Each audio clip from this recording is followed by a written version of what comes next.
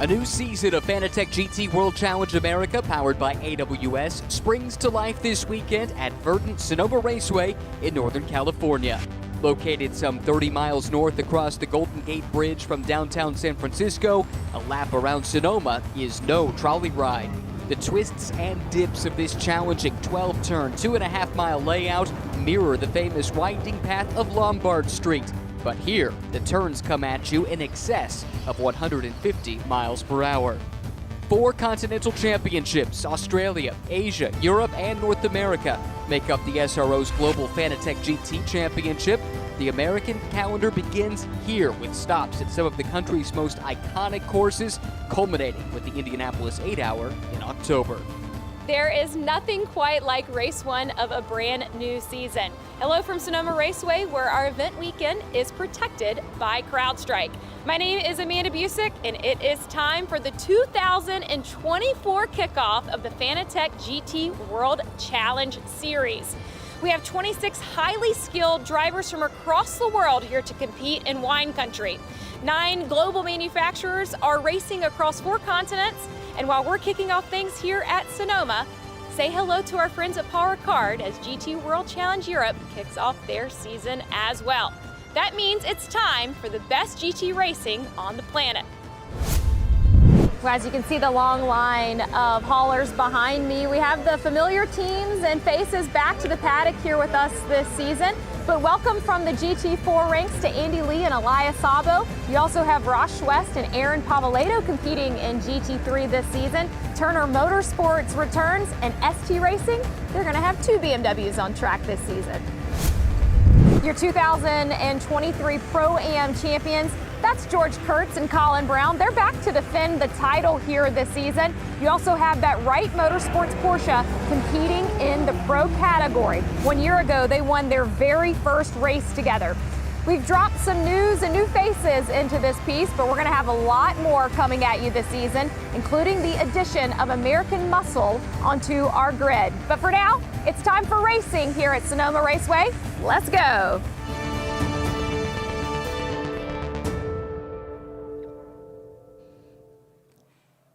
Greetings, everyone. Welcome live to Sonoma, California, site of the opening round of the 2024 Fanatec GT World Challenge America, powered by AWS season. You've already heard from Amanda Busick. I'm Ryan Marine. Calvin Fish is alongside, and we are moments away from beginning pre-race festivities here at this beautiful venue in Northern California. Fantastic scenes down on the grid. Right there, you see the Travis Air Force Base Honor Guard down on the grid as we get ready for the national anthem prior to the start of this race. A grid of 12 cars lined up on the grid, getting ready to go. They will be turned loose, and we'll go racing for the second time here this weekend. This is the Honor Guard, Travis Air Force Base.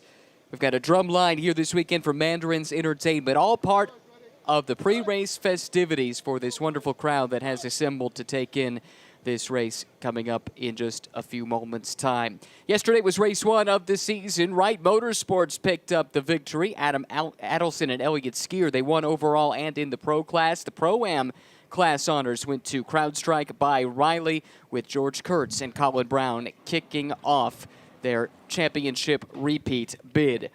Down on the grid to sing our national anthem here today, please welcome Maddie B. with accompaniment from Mandarin's Entertainment Drumline.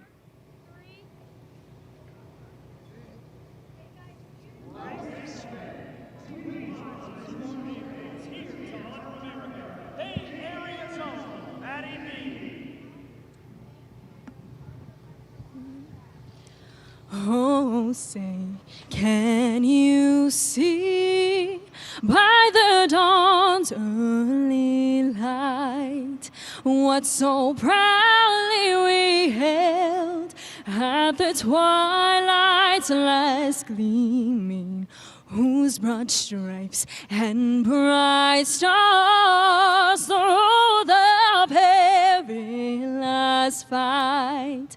Oh, the ramparts we watched were so gallantly streaming, and the rockets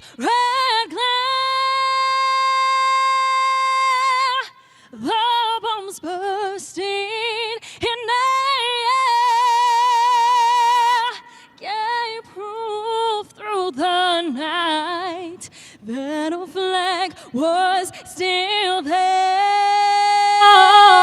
So say, does that star-spangled banner yet wave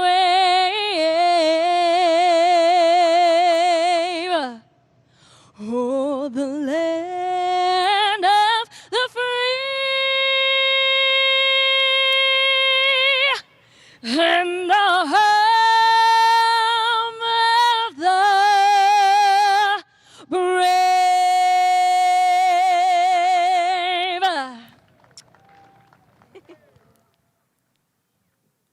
A stirring start to race festivities here at Sonoma Raceway, getting ready for the second of two races here this weekend. It's been a thrilling weekend of action so far, going back to last year as well. So much to remember from the annual trip to Sonoma Raceway. We'll take a trip down memory lane here shortly. As you look at the Wright Motorsports car that found victory lane yesterday, what a tremendous start to the season it's been for this duo of Adam Adelson and Elliott Skier, making the jump to the Pro Class here for 2024 after coming so close to winning the Pro-Am Championship last year. That is Elliott Skier. He's been the fastest man around this track all weekend long, has the track record now at this facility as well, set earlier in the weekend. What a dynamic duo they have proven to be in just their second year of GT3 racing after finding success at the Pirelli GT4 America level. Down there on the grid just behind them, you see the CrowdStrike by Riley car. That is the winner yesterday in the Pro-Am class. George Kurtz and Colin Brown picking up right where they left off, champions from a year ago, and off to a really strong start to the season. But it's not just the familiar faces, plenty of new faces on the grid. That's Neil Verhagen. He's a star in the making. Really quick yesterday, quick and limited opportunities in this championship last season. And nice to see the young American get more opportunities to ply his trade stateside. After spending much of his early career in Europe, he'll be sharing this BMW with Samantha Tan here this season. Well, as mentioned, the trip to Sonoma last year was a memorable one. So let's take a trip down a memory lane. Race number 2 in particular was of note. This was the final lap of the second race last season, and it was Ashton Harrison slipping a little bit wide, allowing Manny Franco in just his third GT3 start to force his way to the inside and take the lead, but it was not done there, as Ashton Harrison, with just a couple of corners left, saw a gap and went for it. Right down the inside into the hairpin of turn number 11, again with a little bit of contact, but rubbing, after all, is racing, and Ashton Harrison closes that gap off. She went on to pick up the victory that helped propel her and her teammate, Mario Farnbacher, to second in the championship in a memorable race at Sonoma 1 year ago. There is Ashton and Mario, center of the screen. Big smiles as well from Alessandro Balzan and Manny Franco, who came up just short in that exchange, but a memory we will all carry with us after a tremendous race last year. A few calisthenics for Neil Verhagen as he gets ready to take the start. And while we talk about the drivers, a big part of the story here in Sonoma, of course, is the track itself. And who better to take us on a high-speed tour of this track with plenty of details as well than our very own Calvin Fish with this track preview. Welcome to the Fanatec GT Track Preview from Sonoma Raceway. What a brilliant venue to start our championship season once again. And at this time of the year, look at the vibrant colors in the backdrop. But for this year, maybe the biggest change in the color palette is the racetrack itself. As you can see, a brand new racing surface for 2024. Talking to the teams, drivers and engineers, they say the grip level is insane and the lap times are simply incredible this year. But one thing remains the same, that is the characteristics of this racetrack. Let's take a closer look. A lap here at Sonoma gets off to a fast start as you flash across that start-finish line, flat out into turn 1 down in there at the bottom of the hill. You're in 5th gear this year and you're really going to carry speed in. You want the car placed all the way to the right initially for turn in, widen that radius, and the grip level means that a lot of the drivers are up 1 gear compared to last year, so the speeds are going to be up coming through here. Car placement is probably middle of the road, but then the real critical factor is getting the car placement correct for turn 2. That's a super important corner. Let's take a look. So coming in here with huge speed, big commitment, you want the car to start to turn in a little bit, just under the bridge there where the shadow was in the racetrack. The real key is getting the car back over to this curbing to set up for turn 2. Super important corner, blind as you can see going through there, and I always found as a driver, any racetrack with big elevation change in a blind corner made it particularly challenging. Certainly the drivers use sim to really try and learn these racetracks if they're coming here for the first time, but again, placement is critical. You're in 5th gear initially down to 4th. Some drivers will use 3rd gear through there or high 2nd gear ratio, but the key is being clean off the exit. You don't want a lot of steering input going through there, and that is all about how you set up for the corner. Get all the way to the left, get your turning done, and get the steering out of the corner so you can go back to power and accelerate down to turn 3. As you leave turn 2, the thrill ride continues. Look at this roller coaster. This is 3A and 3B. Blind crest coming up. Very hard when you're low in the racetrack to see up over the dashboard and see where you need the car placed to get through here efficiently. With the car and the grip this year, it's going to be 4th gear through 3A. Massive commitment, but if you get too far over to the right-hand side, that'll get you out of sync to get through this next corner. Look how blind this is. You can't see where the car is going, so you've got to make sure you got it placed exactly where it needs to be. You don't want too much steering input as you come over that crest of the hill. Think about this. As the front end goes light initially, you may get a little bit more understeer, and then at the same time the rear's catching up with you, it's going to get light. If you've got that steering input, it's going to snap on you, late to power, and that may allow one of your competitors to make a move down on the inside into turn 4. You have to be careful.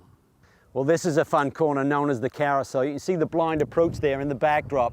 These GT3 cars will come up over that crest, trying to slow things down, but if you hit the top of the crest and you're on the brakes, the car can get very unstable there, so you gotta be careful. But then you can see this camber to this corner, but it's also going downhill. Camber gives you grip, downhill takes the grip away. But with this surface, we expect this to go from what was a one-line racetrack last year through here to maybe racing side by side through here. So that should be a lot of fun to watch. But the real key is getting down to that white line. It's a long radius through here. You're going to hug that inside and then just really key on finding the correct spot to go full throttle application to get that exit speed. Exit speed will give you a run down to turn 7 and maybe in with a chance of another move down there during the race. It is a magical place here, Cal, Sonoma Raceway, but a totally different racetrack than when we were here 1 year ago. Yeah, for all of the teams and drivers, as I related to, you have to relearn this circuit now because the grip level is insane. That means there's multiple lines. People are still exploring. I think you'll find drivers will even find a 10th or 2 during the race today by following someone else, maybe trying something different, areas of the racetrack that you never saw explored in previous years here. So much to watch for, and we saw, because of this repave, a bunch of different lines possible in different corners. It makes for a lot of fun. We expect to see that again here in race number 2 today. Drivers are strapped in their cars. Not much thought on that grid, I suspect, about what happened a day ago. But for us, we'd like to take a trip back down memory lane. Look back on race 1 of a brand new season of Fanatec GT World Challenge America competition with race 1 highlights. This is the way it started. It was Philip Ellis from pole position for DXDT Racing, doing exactly what he needed to do on the alternate strategy starting their pro. He tried to build a gap early for his co-driver Jeff Burton to nurse to the finish. All in all, a fairly clean start, at least through the first few corners. As you can see, Ellis already starting to pull away from the rest of the pack, but it was in the carousel in turn 4 when things went awry for Elias Sabo. A couple big moments for Luca Mars there, pretty nice save. Close call here in the pit lane. Very close, cars fighting for position after the pit stops around the halfway mark. Jeff Burton took over for Phil Ellis and started to drop back through the field. First to come through was the Wright Motorsports pairing of Skier and Adelson. Skier took the overall lead at that point and would not relinquish it. Foley and Verhagen busy in a battle of their own. This was Verhagen putting a move on Adam Carroll late in the race. That one was not for position, but a few corners later, he would get the move done here in the carousel, diving to the inside, putting the Northern Irishman off the preferred line, and Verhagen picked up the spot. This was the pass for the final step of the podium in the Pro-Am class, as Verhagen and Foley both were able to make the pass around Jeff Burton. But at the front of the field, it was all Wright Motorsports with Adam Adelson and Elliott Skier, Pro-Am to George Kurtz and Colin Brown. Fun race yesterday. We expect more of the same here today as the grid starts to clear, and now it's left to the teams and the drivers and our intrepid pit reporter who's down amongst them. In just a few moments, I believe we'll have a chance to hear from some of these drivers down on the grid, and she's found one of the stars of this show yesterday. Elliott Skier is standing by with Amanda.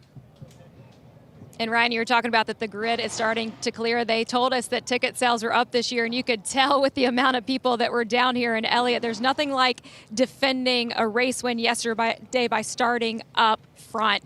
You guys continue to gel, but there's a ton of competition behind you that wants your number. How do you defend it? Oh, absolutely. It's that game of you got the explosions happening behind you and you try to just run away from it. So ideally get a good start, and hopefully most of the work was done yesterday in qualifying, but ultimately it's my job now to nail the start, get as clean of a first stint as I can, hand the car off to Adam and let him do what I had to do yesterday. We have the perfect team for it. He's been driving unbelievable. My job is just hopefully get it done early and let these guys battle it out behind me. It's going to be a fun day no matter what, though, and we're very, very high vibes going into today. Thank you, Elliott. Good luck today. And guys, as you can see behind me, those hot slicks out of the ovens are going on this GT3 machinery down here. One of my favorite parts about that right group is the livery on that. And I have to point out Adam Adelson's mom, who was here in the best outfit in green and yellow here to support her son. As we continue on to the grid, Greg Gill joining us down here. Greg, massive weekend for the series. I think we would say that the punctuation is right now. Just from a standpoint of race number one in the books, how'd it go? Awesome. We can't thank our sponsors, our partners. Obviously, I'm standing next to CrowdStrike. It's amazing to see what was happening. Everybody worked together to pull this off. Massive fan attendance, and again, everyone worked together. We're so excited about it. We can't wait for race two. George, I was talking to a fan on the grid. He said that he's a Mercedes fan. He's been watching SRO America for years. I'll call him out. Hey, Chris. Well, this is George, as you met earlier. The fans here, CrowdStrike being a part of this. How unique is this as a driver? It's always fantastic as our home race just to see the fans out, and it's really been a great show. Our customers, our prospects, our employees, it's a great venue. The track has been really fantastic. Kudos to the track team and SRO for putting it all together at the end. I know there's been a few ups and downs like the track, and it really has worked out well. So we're excited to be back on, and we're going to finish up the race strong. A testament to the resiliency of not only the series, the track, and the drivers. As we move further down the grid, it does look like that drivers are starting to get in the cars. I do want to point out we do have some weather joining into Sonoma here. I was talking to John Miller at ST Racing. He said 5 minutes ago I was not concerned about this, but now our eyes are going to be on that as teams start tracking weather. What are you guys seeing up there from the booth? Do see some cloud cover starting to roll in. Some of it does look a little bit dark and like it could be of the rain cloud variety. That certainly would spice some things up. Cal, you talked about the fact as we look at the current conditions here in Sonoma, temperatures tipping over the 60-degree Fahrenheit mark within the last hour or so. It's been a relatively cool weekend up to this point. But you talk about the fact that the notebook gets thrown out here because of the new track surface. No one's got any notes about this track surface in the rain. No, that would certainly be a big curveball for everyone, but eyes to the sky. But looking at the forecast, it looks pretty good. Certainly clouded over a little bit from what we saw about 30 minutes ago. But I think we're going to have a good, clean race. But it's going to be exciting. I mean, we've got the majority of the pros starting this one for race two. We do have the flip side of that coin with Philip Ellis, who streaked away at the start of the race yesterday for DXDT. He's going to be getting in second. What they really need is a yellow. They need a reset, have that pro then going up against the AMs in this field, and you see if Philip Ellis can skive his way through and maybe get a podium run going. So very different strategies, but the majority of the pros are going to be starting. They'll run deep into this race. They'll try and get their maximum 50 minutes in before they turn the reins over to their co-driver. I think we've got a chance to hear from a couple more drivers. Let's go back down to the pit lane where Amanda has found Samantha Tan. It was a podium finish for ST Racing yesterday. They're going to look for one more step today. How do you guys attack that Mercedes? Oof, yeah, I mean, George has been a very good rival to me all year round. Colin as well, obviously. We were both very strong under pace yesterday, and O'Neill was hauling, so we'll see how it goes, but we'll definitely both be aiming for the top step. It's been a competitive year for the BMWs here at Sonoma. You think about the repave. What areas of the track really supports your format? Oh yeah, I mean, with the BMW, we have a lot of power down the front straights or down the straights, so coming off of the last corner and definitely in the back straight coming off of 6. You can use a bit of that BMW power, but this is definitely not the most strong BMW track on the calendar this year, so we're just trying to maximize as much as we can. George Kurtz yesterday told me off camera that Neil Verhagen is magical. As your co-driver, you guys shared messaging, I'm sure, ahead of this race. What was it? Messaging, like some motivational stuff. I mean, it's always just send it. We'll see you at the pit stop. Send it from Samantha Tan, guys. Big smile on her face, and for good reason. She's in really good form. Ended the season on a great run with this ST Racing team that's expanded to add an additional car to the fold this year, Cal. Yes, they've got the legend Bill Auberlen, who campaigned last year with Bimmerworld. Now he switched to the ST Racing team. He's got a really phenomenal young teammate, and Varun Chotsky, who did a great job yesterday, finished second in their class. So a really strong day for both of the ST Racing BMWs. They sat on the pole here last year with John Edwards, who at the time was teammates of Samantha Tan. So they had a good notebook to work from, but even so, the grip level here is at a totally different level. So the spring rates and everything that you'll run with these race cars to maximize these Pirelli P0s is certainly different. And again, the drivers are learning. You learn from one another. And for this young man, Elliot Skier, what a performance he put in. He put in a couple of absolute flyers in qualifying to claim this top spot here yesterday with everyone nipping at his heels. And he's going to be a man to chase there, I think. There were maybe half a dozen or so drivers yesterday that were making their first GT3 starts yesterday, whether here or in GT America. Which of the newcomers impressed you? I think there were so many. I think Justin Rothberg certainly did a great job there. He's teamed up with Turner Motorsport. He's running in GTA as well. So double duty here this weekend, teaming with Robbie Foley. He did a nice job. Luca Mars, he doesn't have a ton of GT3 racing experience, but he did get a lot of seat time with Racer's Edge in the Acura NSX. I thought he had a really solid day as well. That's a look at the grid, and the good news is we're now just moments away from getting this race started with the famous words that will bring these GT3 engines to life. Look inside the cockpit there as Brian Sellers gets strapped in and ready to go. He will roll off fourth here today. Pretty good weekend thus far for DXDT Racing. Strong pace across both their cars. And of course, Brian Sellers and Scott Smithson, they will be driving a Chevrolet Corvette starting at the next round of the championship in Sebring. Well, it's time to fire up these 12 GT3 engines. And here to give the command, please welcome from Constella Intelligence, Jason Wagner with the famous words. Drivers, start your engines! That's the sound we love to hear. The GT3 cars roar to life. Great manufacturers, great cars, top drivers, especially in this opening stint with so many of the pros getting strapped aboard these machines. And now, tires fresh out of those tire ovens, set to roll out onto the racetrack for 2 formation laps.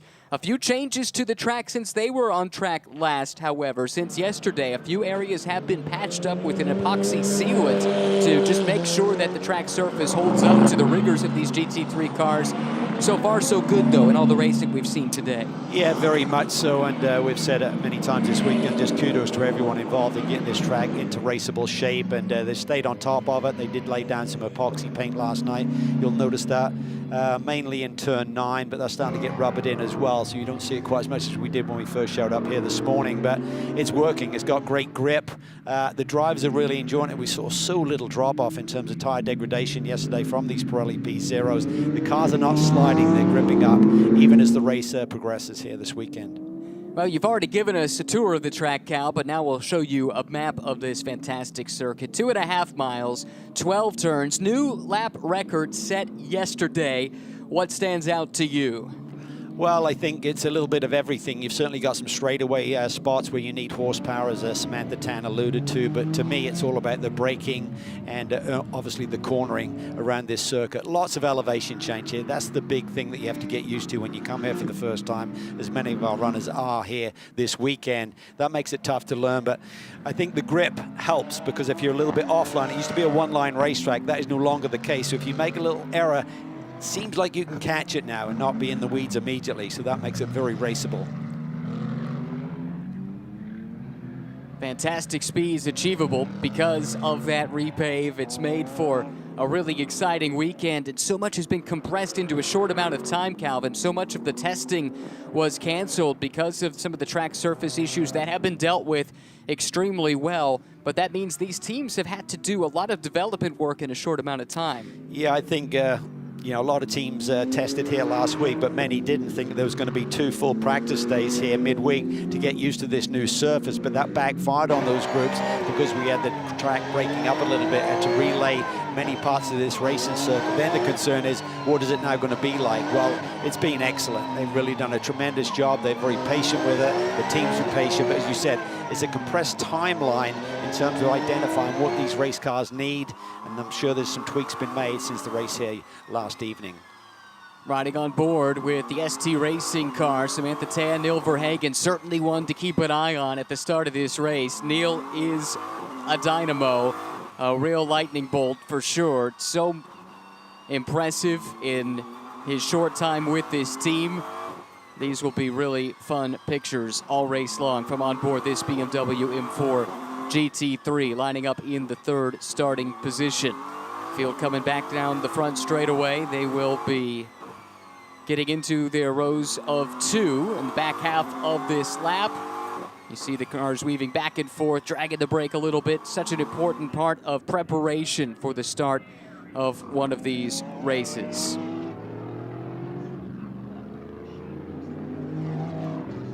Starting grid for today's race. Well, you see out at the front, Elliott Skier. He's been the fast man all weekend long. Everyone's been chasing that Wright Motorsports Porsche 911. Colin Brown's been awfully quick too. He's the pole sitter in the Pro-Am class. So obviously it'll be Elliott Skier, not Adam Adelson, starting that number 120 car, but it is Colin Brown aboard the number 04 for CrowdStrike by Riley. That's row number 1. Neil Verhagen and Brian Sellers will start in the 2nd row, 3rd and 4th place respectively. Then it's Robbie Foley and Zach Veach. Yes, the former IndyCar driver found a new home in GT racing. He'll start in the 6th spot. Bill Oberlin, the living legend, lines up in the 7th spot, and Adam Carroll will take the 8th starting position. Andy Lee and Elias Sabo hoping for a bit more luck than they had yesterday. Same can be said for Aaron Povoleto and the Suez Povoleto Racing team. And in the final row of the grid, impressive young Australian Tom Sargent gets the nod for GMG Racing alongside Jeff Burton in a car that spent much of the race yesterday out in front, but they have to come from the back here today, taking the alternate strategy to the bulk of the field. One of the changes this year is teams are allowed to choose which driver will start race 1, and then conversely, the opposite driver then starting race 2. It's not set by regulation. Also gone is that 10-minute mandatory pit window in the middle of the race. It's driver stint length that teams will use to dictate their pit strategy. Yeah, it is. It's 50 minutes max, so you can expect Jeff Burton to try and get in at the earliest opportunity, give Philip Ellis the maximum amount of time to work with. So expect around 38.5 minutes into this race. That will open up the opportunity. The time spent on pit lane will mean when Philip Ellis jumps in, ideally it'll be right at 50 minutes to go. HK Perek, guest of CrowdStrike in the starter stand, set to wave the honorary green flag to get the 2nd race of the 2024 Fanatec GT World Challenge America powered by AWS season underway. Here comes the field through the hairpin of turn number 11. The pole sitter is Elliott Skier in the green Porsche. The orange CrowdStrike Mercedes starting on the outside of the front row. That is the Pro-Am pole sitter of Colin Brown. We look to the flag stand, and there's the green flag as we enter the VP acceleration zone. The pole sitter Elliott Skier pulling away side by side there for the 2nd spot with Verhagen and Brown as they charge up the hill. Advantage to Brown on the right-hander. Yeah, Verhagen has to check up a little bit. This allows Brian Sellers there side by side as they head into turn 3. He then gives it up fully in close proximity behind him. Sargent charging here in the early stages. He's up a couple of spots from his back row starting position. Zach Veach takes a peek to the inside of Robbie Foley in the 93 Acura, ultimately settles back in line. That's Oberlin right behind him. There you see the 8 machine. Tuck it in. They didn't have a great start to the race yesterday. Elias Sabo went off. Andy Lee behind the wheel right now. Good clean start so far. Cloud cover, but the grip is there. Andy Lee coming under assault. This is Thomas Sargent. GMG racing the team. Great move on around the outside. Can he keep it there on Andy Lee? The answer is no. Lee is able to fend him off for the Flying Lizard team. Impressive young talent there. Now he's got the attentions of the Irishman, Adam Carroll, right behind him. Elliott Skier flying away from this field. This is Bill Aublin just trying to settle in here in the second of the ST Racing BMWs. Picture perfect for Elliott Skier. Clean start, and just like we heard from him in the pre-race, let everyone fight it out behind him. That's exactly the way it's played out through the better part of the opening lap. 90-minute race, pit stop in the middle for driver change, tires and fuel, and then the second drivers, by and large the amateur drivers in the Pro-Am cars at the very least, to take the cars to the finish. One lap in the books. Skier, Brown, Verhagen, Sellers, and Foley. Sellers having to get defensive there down this front straightaway. Foley poking his nose to the inside there with that BMW. There you see him. The 29 car chasing after Sellers, who holds down 4th position overall and 3rd in class. Exactly so. That is the final step of the podium that is up for grabs. Represented in this battle between Sellers in the Mercedes, Foley in the BMW, with Zach Veach hanging strong just behind. Not much seat time for Zach Veach in this Acura NSX. He does have previous GT3 experience in a Lexus, but this is a much different platform, and I know he was hoping for more testing in the build-up to this weekend. Battle is on here. This is for the lead in the Pro-Am class. Colin Brown forced on the defensive. Here comes Neil Verhagen. We heard George Kurtz say this kid is magic. Well, it's now on full display. Yeah, that BMW's come to life, I think, a little bit quicker than the CrowdStrike entry, so Brown is definitely on the defense right now, and it's perfect for Elliott Skier, the leader overall and in Pro.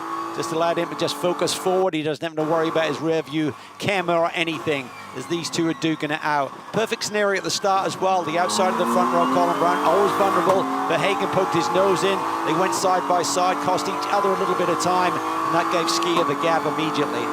Riding on board for this fight for the Pro-Am lead, Neil Verhagen putting the pressure on Colin Brown. Colin's been a busy guy this year with rides at the GT3, LMP2, and even the IndyCar level. But he's the reigning Pro-Am champion here in Fanatec GT.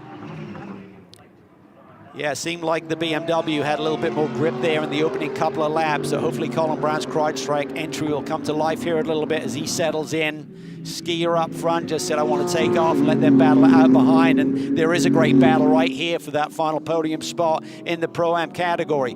Foley digging deep, putting the pressure on. Aublin now, fellow BMW right behind Foley, and there's Andy Lee.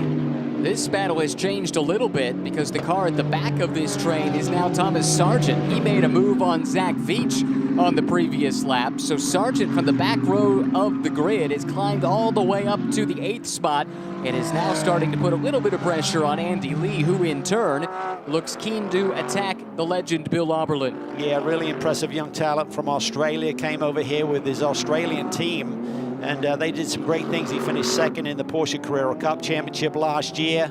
Whilst he was working in a workshop, they shared that with DXDT, got to know the crew. He got an opportunity to run at the Indy 8-hour with them, displayed his talents nicely, and got this opportunity with GMG alongside Kyle Washington for the season. So he's someone to keep an eye on this year. A ton of success at the Formula Ford level in his native Australia. Also has won a couple of touring car races on the mountain at Bathurst, a couple 6-hour races on the resume. Made that switch to the North American Carrera Cup Championship last year, where he finished 2nd for McElrea Racing with a win and 8 podium finishes. Tell you what, Colin Brown started to settle in. He just set the CrowdStrike fastest lap of the race. That gives him a bit more cushion relative to Neil Verhagen, and crucially, he's starting to reel in Elliott Skier now. Yeah, I just wonder if they were a little bit more conservative with their starting tire pressures here, and now the car's starting to get into its sweet spot and come to life. He did have the fastest lap of the race here yesterday as well, and he's got it early in this one today. Well, you said it. Maybe that BMW gets the tires warmed up a little bit quicker. It comes into its setup window faster, but now that the race is settled in, 3 laps old at this point, Colin Brown looks like he's got a rapid race car underneath him.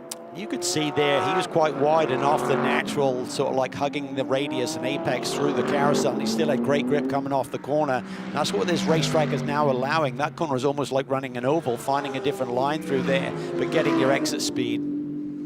Well, if it is anything like driving on an oval, Colin Brown is probably the most qualified to do that out of this bunch, except for maybe Zach Veach, I suppose. But Colin did do quite a bit of NASCAR racing early in his career, actually won a NASCAR truck race at Michigan in the early stages of his career when he was a Ford development driver. This battle hasn't gone anywhere. Brian Sellers scrapping with Robbie Foley. These two know each other from GT3 competition in multiple series in North America. Yeah, race together against each other on a regular basis, so they know each other's habits. That's another thing that you have to learn when you got new talent coming into a championship. How do they race you? How aggressive will they be? How much pressure can you put on them, and will they crack? But for these two pros, that's not going to happen here. I would have to say that DXDT really seems to come out of the box stronger this year than they have in previous seasons with this AMG Mercedes platform. That's ironic that they're now looking at switching to the Corvette for the next round of the championship. Actually going to be testing that for the first time this week coming up at Sebring, and if all things go well, you expect to see Smithson and Sellers behind the wheel of a new Corvette at Sebring for round 2 of this championship, or round 3 and 4, should I say. That announcement was made at the Indy 8 Hour last year that DXDT would be the flagship team for GM, flagship customer team, it's worth noting. No factory racing at this level, but still plenty of support from Pratt Miller as well as General Motors. That was a big deal, I think, for David Askew, who owns this team. I'm sure there were several teams that would have liked to campaign those Corvettes, but it's DXDT that got the allocation.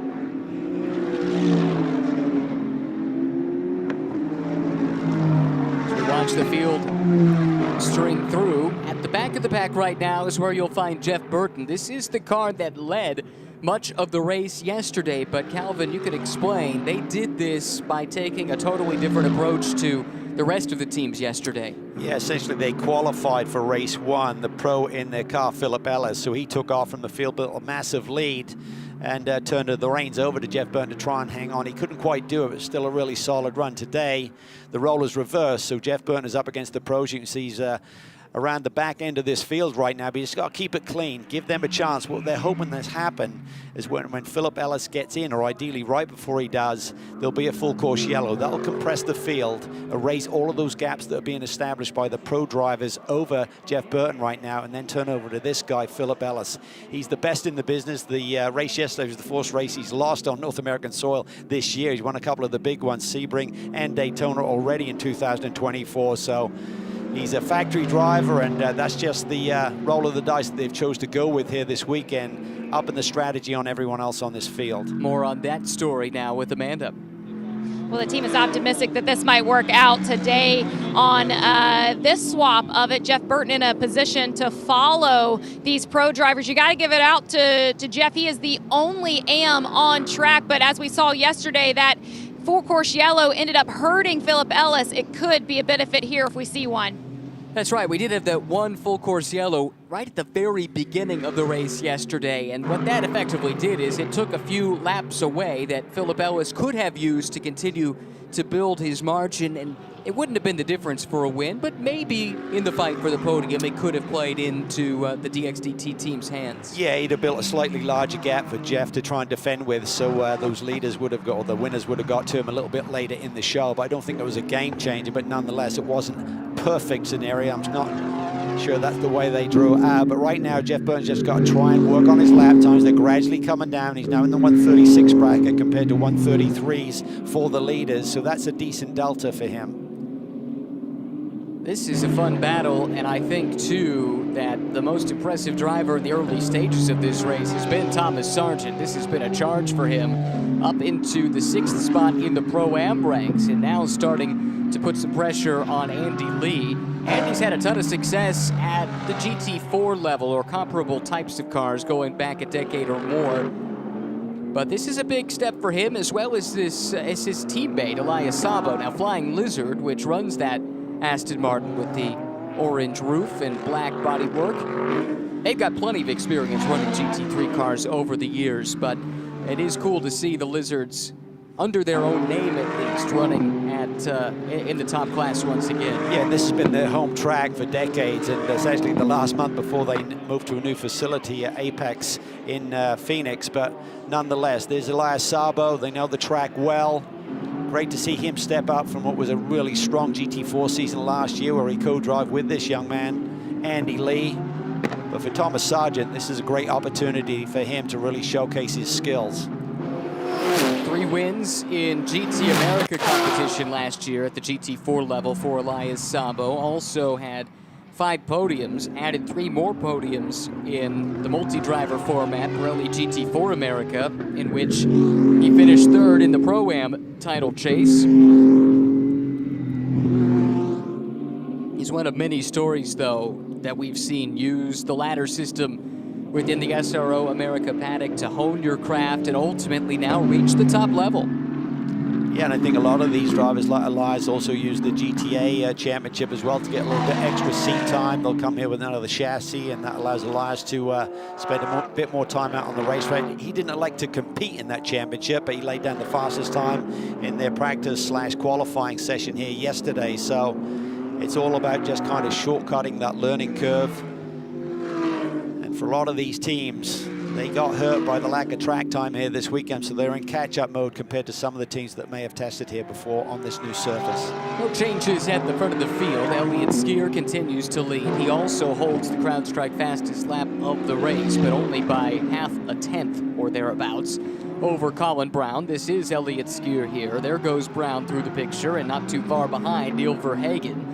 The battle seems to have broken off, and it's about an equidistant gap between first and second and 3rd. Yeah, the top 6 in terms of fastest laps of the day are all separated by less than 1/10. That's how tight this field is here. And a ton of new fast laps pouring in as this field crosses the line. Robbie Foley just reset the mark at a 1:33.119. So fastest car on track right now is the car that runs back in the 5th position overall. And again, as we saw yesterday, these Pirelli P0s are really hanging in around this racetrack as the fuel load burns off and the car gets a little bit lighter, theoretically quicker. The drivers still have some tire to work with and establish these new fast laps a little bit deeper into the stint than we've certainly seen in years past. On board with the race leader, let's sit back, watch, and listen as Elliott Skier laps Sonoma Raceway.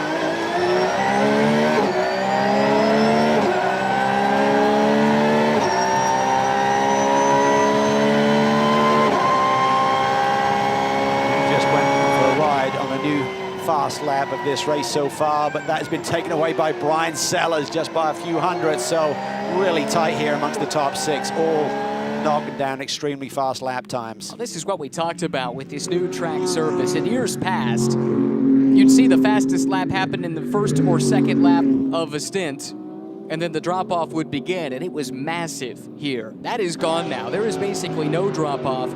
And as the fuel burns off, these cars get that little bit lighter. The tire performance stays roughly the same, so the car goes faster. And that's why we keep seeing lap after lap new track records, or at least new fastest laps of the race set with each passing lap.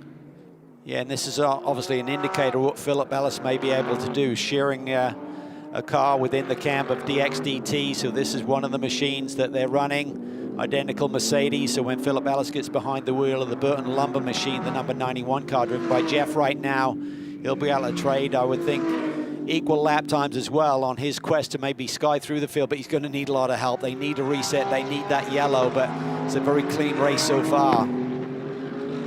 Well, again, if you were with us yesterday, you heard our conversation about that DXDT strategy. I apologize in advance because I'm about to repeat myself.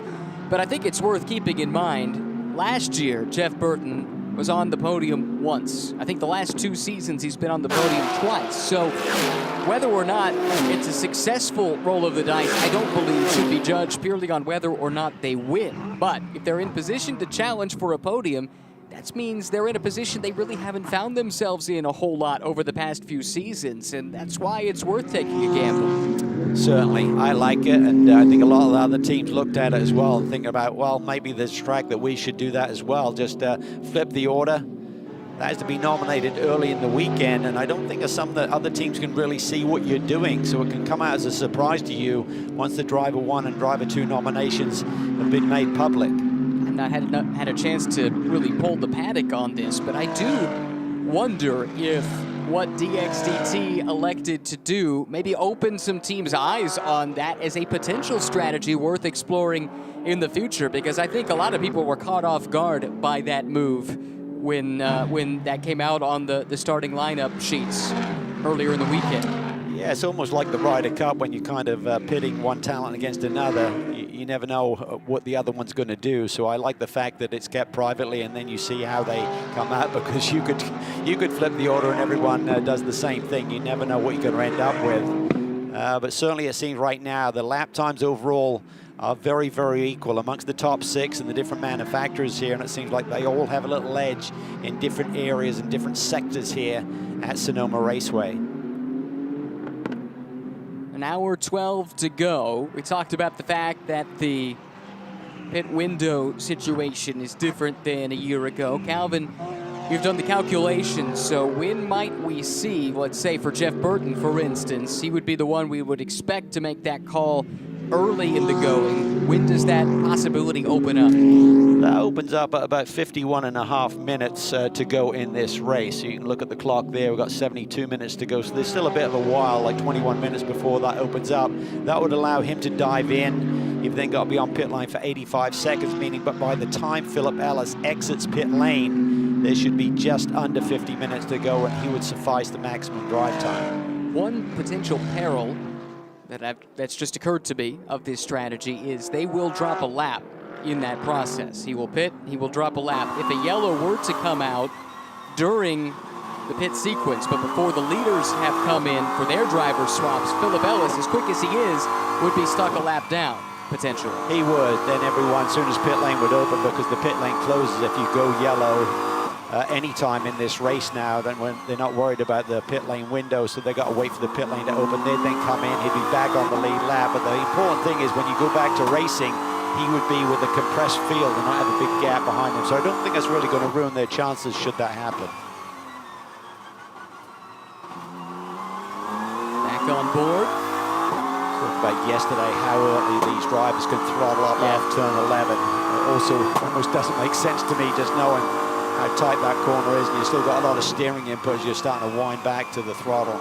Top 3 just reset their personal fastest laps. Elliott Skier has the new CrowdStrike fastest lap. See that crest of the hill there through 2. Same thing here through 3B. Look at that. You're just looking at the sky. You need to have the car placed correctly, aimed in the right direction. Don't want to have steering input as you crest that hill and you come back to power. But the roller coaster ride continues here. Through turn 5, cresting the hill, then on the brakes right at the top of that hill. Dropping back, we find Andy Lee running 7th overall. He's got Thomas Sargent hot on his heels.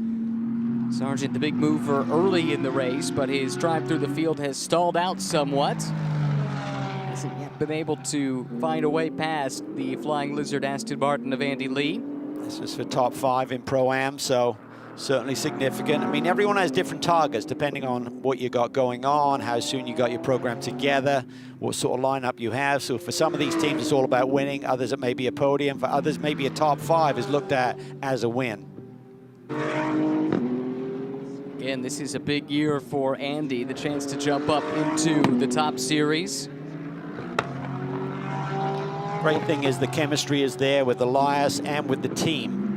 And even though it's a GT3 car, it's an Aston Martin, so it should have some familiarity to the drivers jumping up. And it's really like a big brother to a GT4 car. It's just a beast of a race car in comparison to a GT4, which is a lot more akin to the Aston Martin Vantage road car. whereas this, I would say, probably got about 70–80% of the pieces are changed to make it a true race car versus about 40% on a GT4 car. But nonetheless, I like the decision-making, staying with the team they know well, great people there, led by Darren Law. They got Thomas Blum, so much experience, Tommy Sadler, Stephen Costello is kind of leading the charge here as like a team manager role over the last couple of seasons as well. And Owen Hayes is part of the engineering brain trust there, and Owen's got a ton of experience dating back to things like the Porsche RS Spider LMP2 from 20 years or so ago. Yeah, just an all-star lineup really when you think about all of the positions that they have there on the pit box. Yeah, fantastic amount of talent there. Well, let's hear from Elias Sambo now with Amanda Busick. Elias, you're watching this battle between those two cars pretty intently, but during this half of the stint, what do you focus on as you prepare yourself for your part? You know, I just got to keep going through my mental checklist, hitting all my marks, know where my line is going to be, and, just keep going through that over and over so that when I get in the car, I'm right up to pace. There's a little miscue earlier in your stint yesterday. What did you figure out from that one? Yeah, we're learning the car. We've only had it for a couple days right now. So just getting like the tire pressures right and, kind of the race start. It's all a new learning experience for me, for the team. But, we're getting pace in the car right now.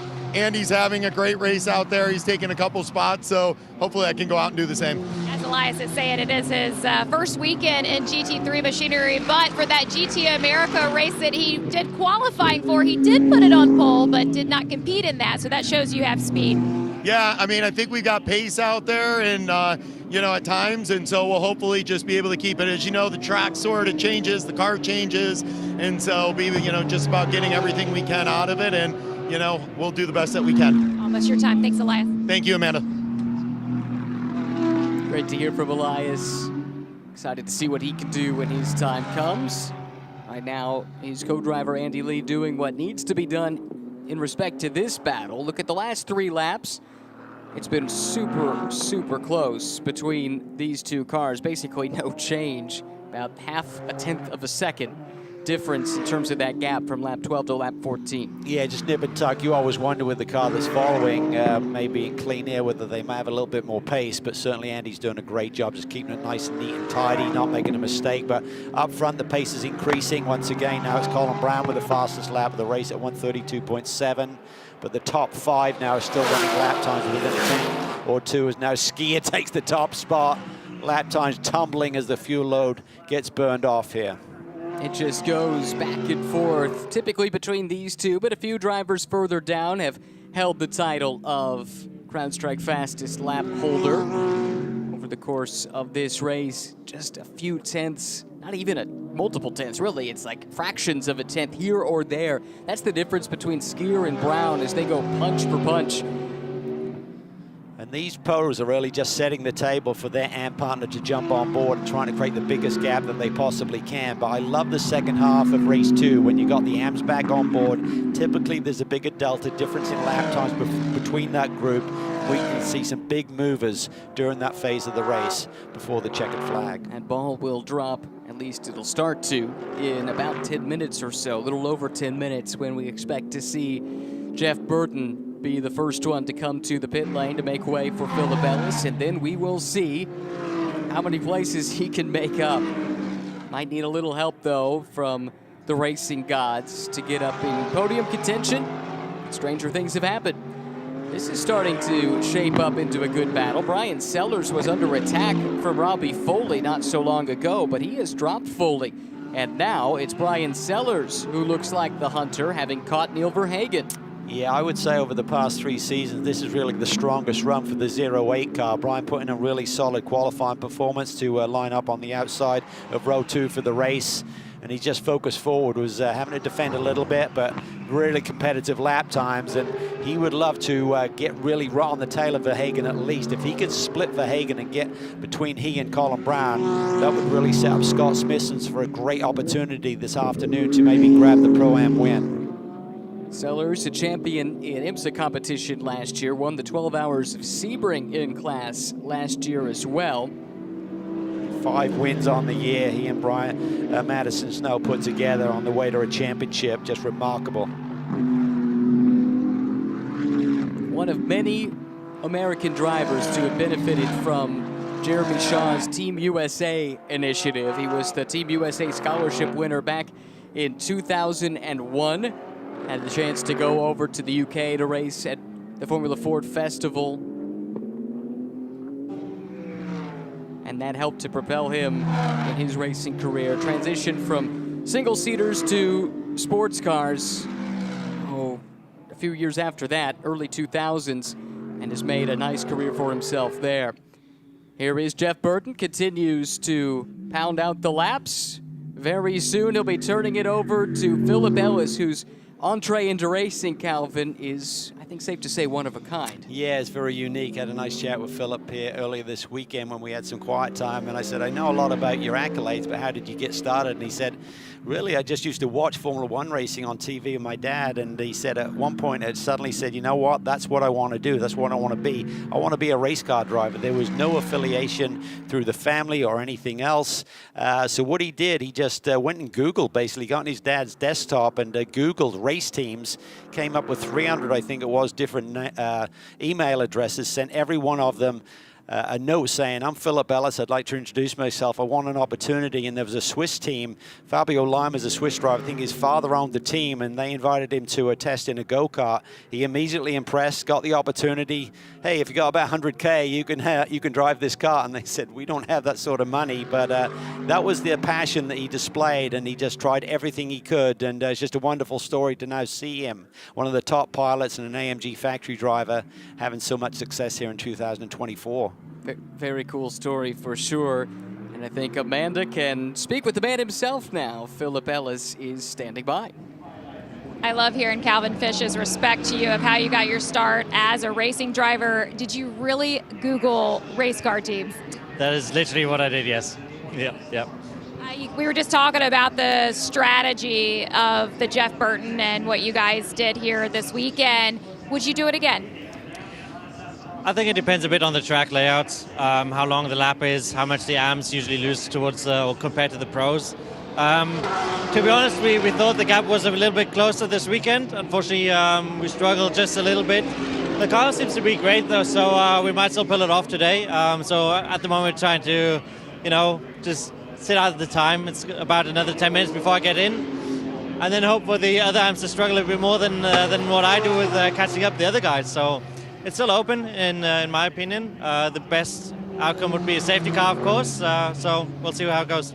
The now factory AMG drivers also hoping that they can keep the leader behind Jeff as they count down these 10 minutes. I've been watching that. That was one thing I was considering, is there a risk of him dropping a lap? I don't think so, not in this next 10 minutes. His gap to the leader skier is still fairly substantial at this stage.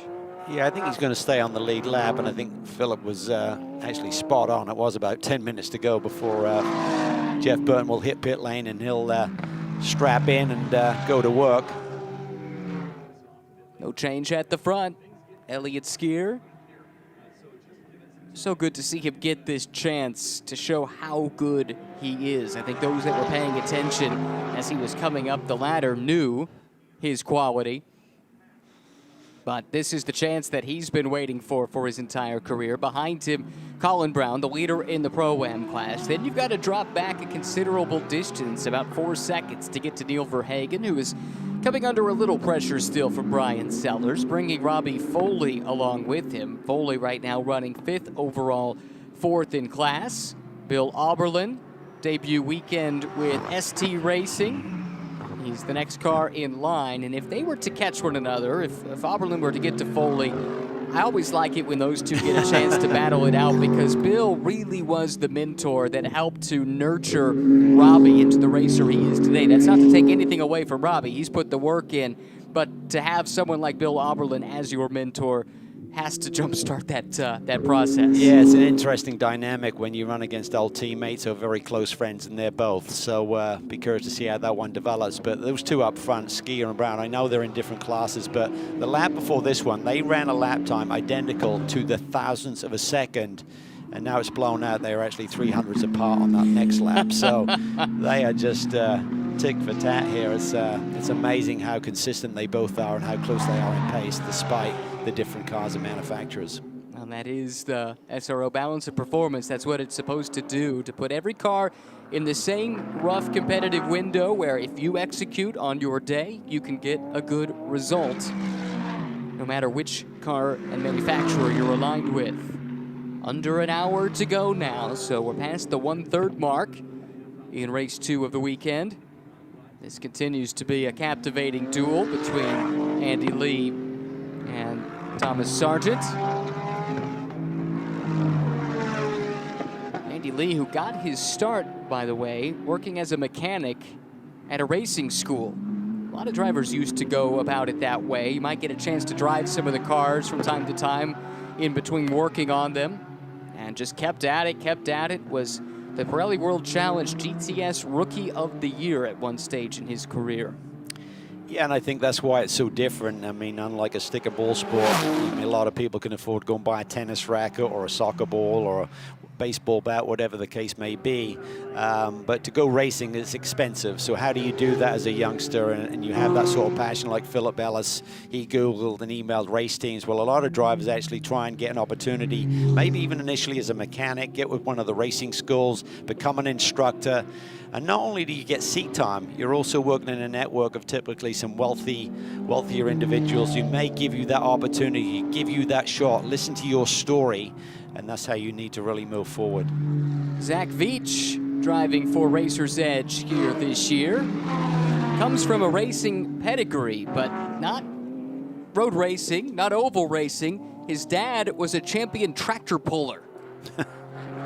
And that's where the love of horsepower came from for young Zach Veach. Actually was discovered by the father of Sarah Fisher, the old IndyCar driver Sarah Fisher. Her father, Dave, saw Zach at the go-kart track, and the Fisher family really helped in the early stages of Zach's career. Yeah, they really did, and he had a long-time association with Andretti Autosport over the years, did a couple of years in Formula Ford 2000, Star Mazda, Indy Lights, and then obviously IndyCar as well. And then he spent a year with the Vassar Sullivan Lexus program here in North America, post-IndyCar in 2021. So he does have GT3 experience, but it's been a while. Still works a lot with the McLaren IndyCar team on their sim program, so he stays busy. And he's really licking his chops at the opportunity to run here with a multi-time championship-winning organization like Racer's Edge. Not only does he do a lot of the sim work for the McLaren team, he's also been a spotter in recent years. I think for Felix Rosenqvist last year, in Felix's final year with that team. But awesome to see Zach behind the wheel of a race car again. He's also been a pit reporter before for the IndyCar Radio Network. And he got the call up to drive for Ed Carpenter Racing one year, and that opened the door for me to jump into the pit lane. So I always have that connection with Zach. Adam Carroll on screen now for S's Racing. This is his lone scheduled start of the year for this Texas-based team. It will be switching to an AM-class lineup with Alan Metney replacing Adam Carroll, starting at the next round that they choose to compete in. I believe it's another partial season scheduled for Will Hardiman and this squad. Yeah, big race coming up for them, rounds 5 and 6 of our championship at Coda here in about a month's time, so they're looking forward to that home race. But Adam Carroll had a really strong run here yesterday, very much in the thick of the action. Did a great job. And I'm sure he's hoping that there may be other opportunities this year for he to be behind the wheel, let alone just the team running. He knows the team manager here, Dave O'Neill, very well. They work together on the A1GP Irish team. That was back in the 08-09 seasons, I believe. So it's all about relationships in this sport. We talk about young drivers getting affiliated with a racing school and get an opportunity there, but you've got to be a good guy. You need to be fast to survive in this business, but you got to be likable, and sometimes the phone will ring again, and someone you've worked with in the past will give you a new opportunity, like it did for Adam. They had a nice run yesterday, finished 4th, just off the podium in race number 1. This is the Schwest Povoledo racing team. Big jump for them coming out of the Pirelli GT4 America ranks. I mentioned it after the pit stop sequence yesterday. This is the only team in this field that had not done a live pit stop before in a race at this level previously. They had done GT4 pit stops, but those were driver change only. And Aaron Povolato, one of many talented Canadian open wheel prospects at one time. Never quite got to the IndyCar level he was looking for, but has found a nice home in sports car racing, and a willing client in terms of a willingness to learn in the form of Ross Schwest, who will be finishing this race. Yeah, I think Aaron's perfect. That's a great combination. He's got so much experience now. He really gets in the nitty-gritty detail of the team operations as well as driving the race car. And even though he's running around there in 11th position right now, his fastest lap is only 1.2 seconds off the fastest lap of the day set by our current leader, Elliott Skier. So they're very competitive. His teammate Ross Schwest had a great morning here, winning the GTA race in a similar car, so he's starting to learn the ropes as well. He looked very confident in his abilities to hang on to that win here this morning. So brighter days ahead, I think, for this group. In addition to driving this car, Aaron really runs this team, and he's in charge of staffing this operation. He's told me before, they're based in the New Orleans, Louisiana area. Not a lot of race teams, not a lot of race mechanics down on the bayou. And he said that's been one of the challenges, trying to find the staff for it, people who are willing to relocate or people who are already local that have the wherewithal and the knowledge to be a part of the crew. But Louisiana, very important to the Schwest family, of course. That's where Ross and his family are from.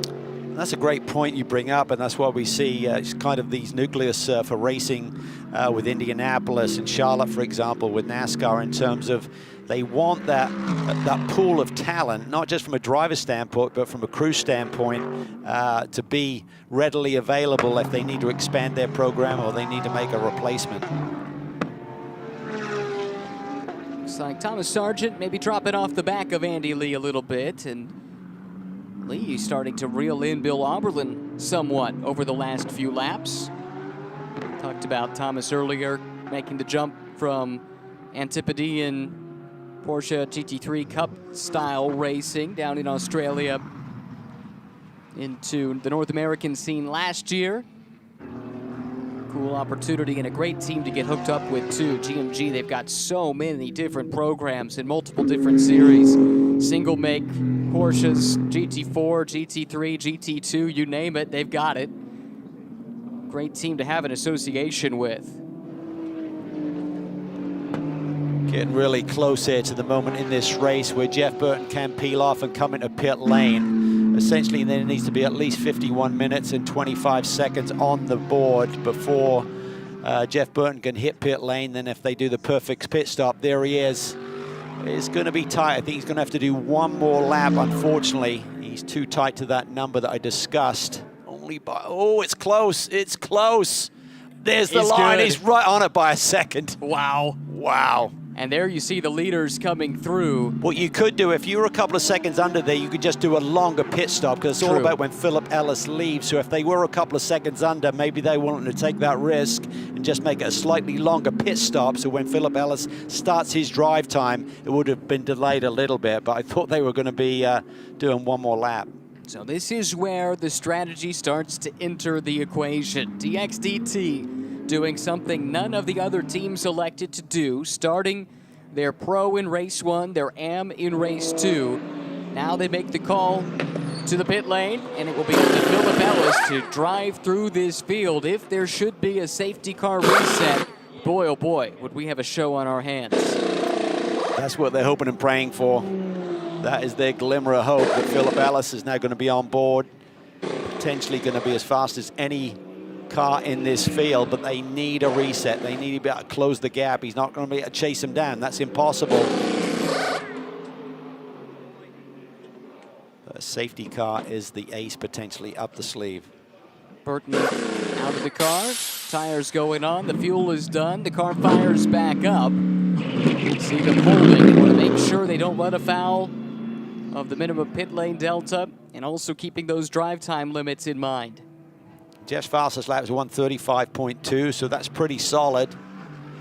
They're right there at 87 seconds, so they're good to go. A couple of seconds outside of the minimum, so no penalty there. Now it's just go time. Philip Ellis fresh set of Pirelli P0s. He's going to be hammer time for the next 50 minutes. Now, this is going to be fun to watch. In some respects, as a race car driver, you've got to love that call, right? Where you don't have to worry about driving to a fuel number. You don't have to worry about trying to save tires. It's just go, go, go the entire stint. It is, and with this racetrack, it enables you to go, go, go. You don't have to worry about saving tires in terms of, you know, peaking too early and just falling off a cliff in terms of the performance. So this will be a fun stint for him, and he'll just be happy whatever happens. And if he catches a lucky break, who knows? Here we go. Zach Veach coming in. He'll be turning over to Luca Mars, who I thought had pretty good pace yesterday. So that allows the Racer's Edge team to come in and make their pit stop perhaps earlier than others. We'll see if that plays into their hands. Luca Mars has a lot more seat time in this Acura NSX. He did the HPD Driving Academy with Racer's Edge. I think it was last year, it might have been the year before, but even so the association was made. And John Maraghi was trying to piece together a program at the last moment, called Luca's dad, said, hey, I know you're going to go GT3 racing next year with Ford potentially. How about getting a jump start on that? And everyone felt it was a great idea, and hence we see them here this week. It was 2022 that he was part of that HPD Driver Academy. So this partnership a few years in the making, but there goes Luca, climbing into the seat vacated by Zach Veach. This pit crew has been really good over the past few seasons. 3 championships in the last 6 years, something to that effect. With a bunch of different drivers, too. It's not like they've kept the same lineup stagnant year in and year out. It doesn't seem to matter who they put in this race car. It has gone fast. Yeah, they had Barkey and Marcelli won a championship. Trent Hinman, Sheldon Blackstone, Mario Farnparker, Ashton Harrison. Different classes, but yeah, they've been on top of it. It's been a seamless transition for John Maraghi's group to move up to this level. Rejoining right in front of some traffic here. This is not for position. That is going to be costly, though, for the 28 machine of Oberlin, who does get to the inside of Luca Mars, but he had to check up and wait. That will not have Bill being a happy camper there, I suspect. Yeah, that's just the name of the game, though. You're going to get this if you would like to stay out, and cars are suddenly coming out, and the tires come out of the ovens and out of the blankets, but they're not correctly, you know, right up to pressure yet and exactly where they need to be. So it's impossible for a driver to immediately in the first couple of corners be up to speed and get into his groove and into his rhythm. Andy Lee, Thomas Sargent, both also able to make the pass on Luca Mars.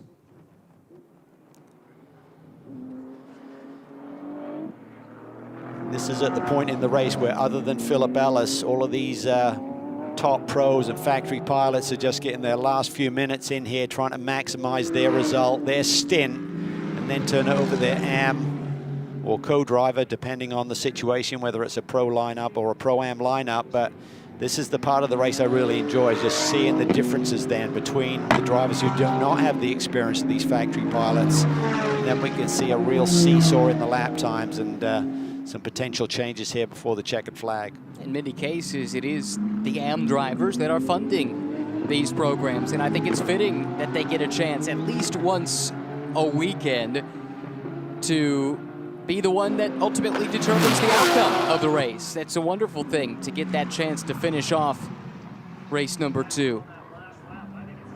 Philip Ellis immediately on the pace, by the way, after that pit stop. First flying lap came in at a 1:33.8. That's only 0.8 off what Elliott Skier did on the last lap, and that's with a full tank of fuel. Admittedly better tires, but as we've seen, there's still a lot of pace in these tires, even 45 minutes into a run.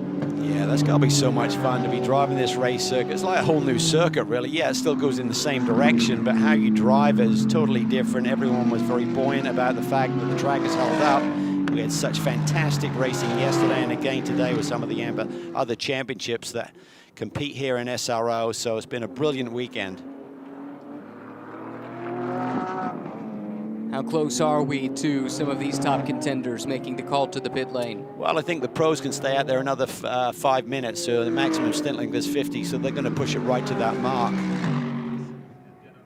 45 minutes to go. We're at the halfway point, so another 5 minutes max, but then you have to be on pit lane. Not having completed the driver change or be in your pit box would be break that timing line that we were looking at anxiously for Jeff Burton as to whether he was going to come in early. They had a fudge factor to work with by just delaying when they released Philip Ellis on the backside of that stint, but coming in, there is no fudge factor. If you're too late, you're too late. You can't correct it in any way.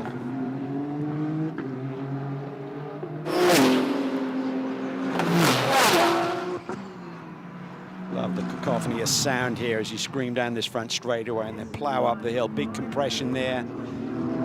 These are the brake zones that are even shorter than you're getting anyway with this increasing grip. 3A and 3B. Peeking your eyes up over the top of the hill, just trying to get a look to make sure you're in the right spot on the racetrack as Adam Carroll now hits pit lane. That's interesting. He'll turn it over to Will Hardiman, the Texan. Running just, let's see, a little bit outside the top 5 in the Pro-Am class at the time of the pit stop. Again, had a nice solid day yesterday, finishing in 4th.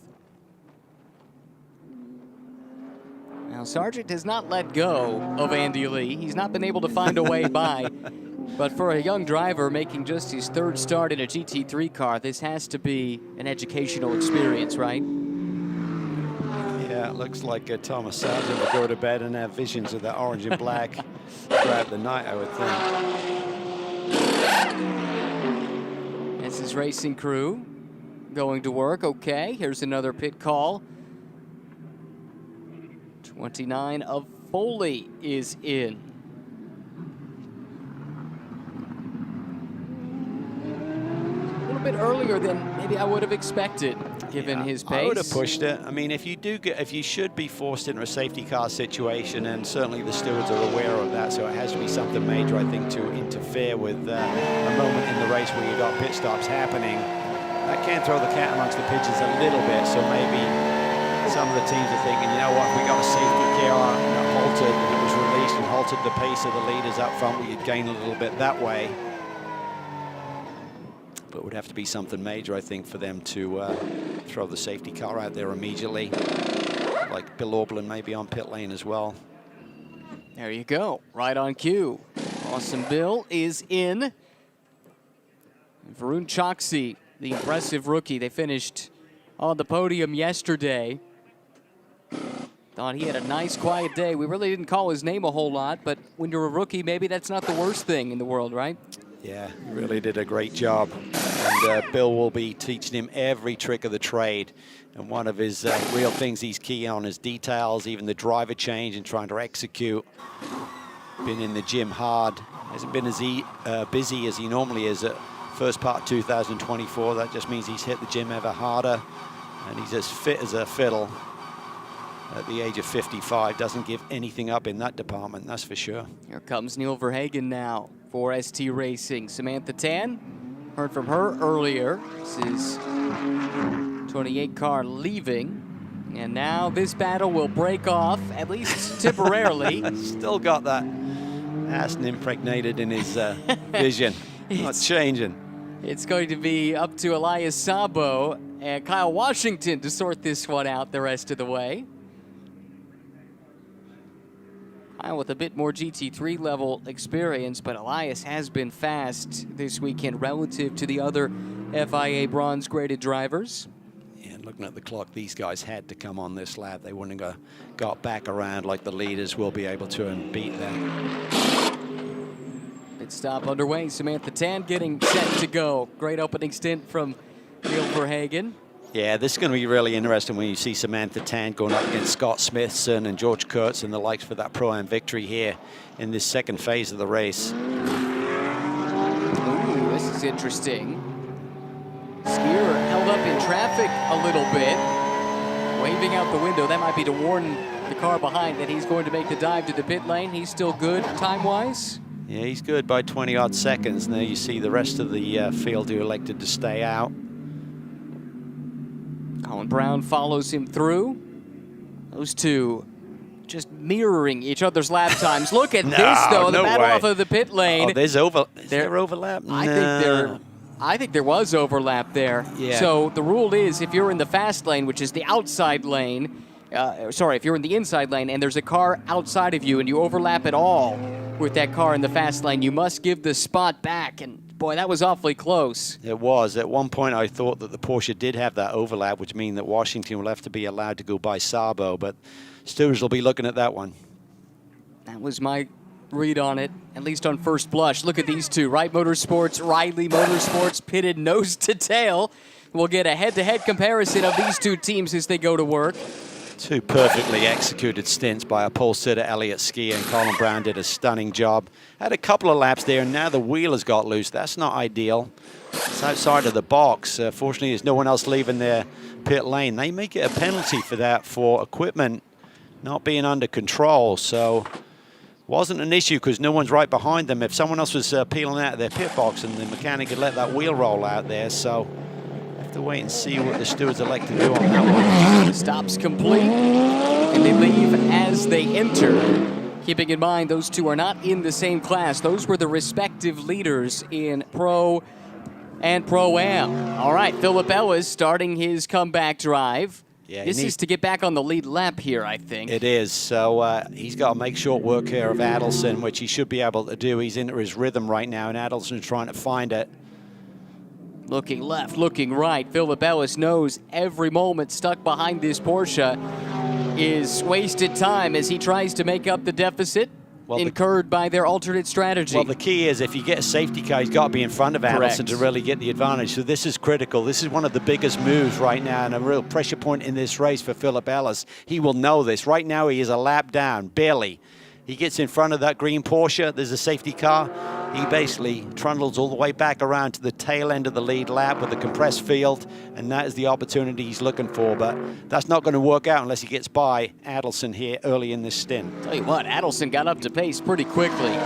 He's not looked weak in any way. We'll see if Ellis looks aggressive into the chicane. He does not. Not close enough to dive up the inside. All up over those curbs through 9 and 9A. Can he get a run maybe here to make a move into the hairpin? He's still a ways back, Cal. Flashing those headlights. He's got to force the issue, but he can't afford to take out the leader.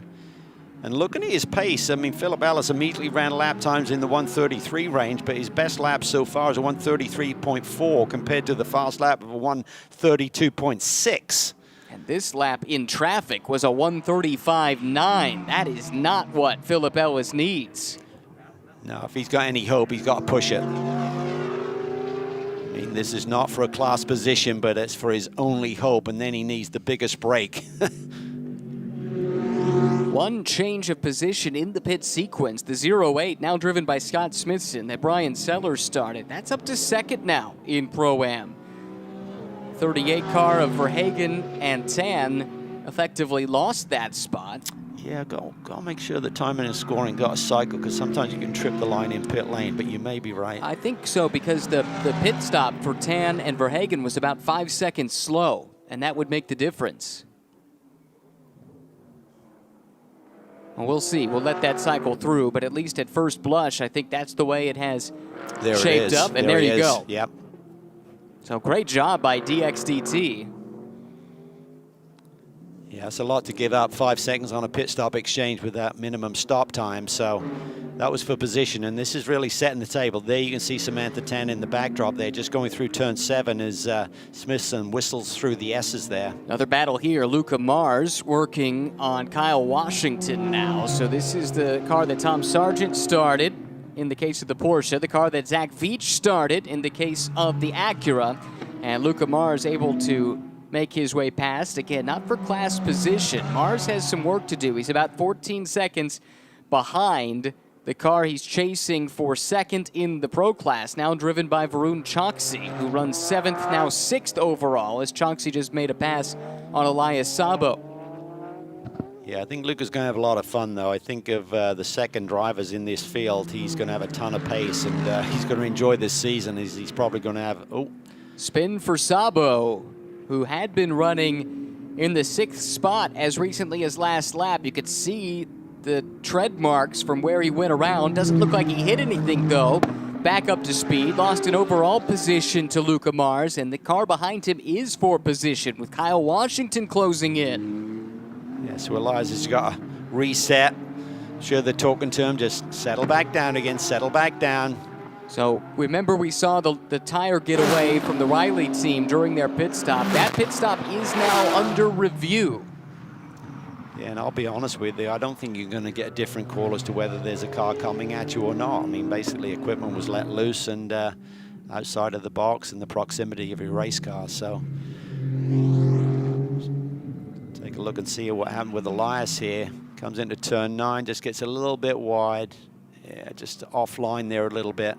Talk about the grip on the racetrack, but where they did do some of the repairs, it's a little bit dusty and dirty when you do get outside of that line. Well, look, we heard from Elias in his interview with Amanda, and he was upfront about the fact that he and the team are new to this car. There's a lot for them to learn, and for him in particular to come to grips with.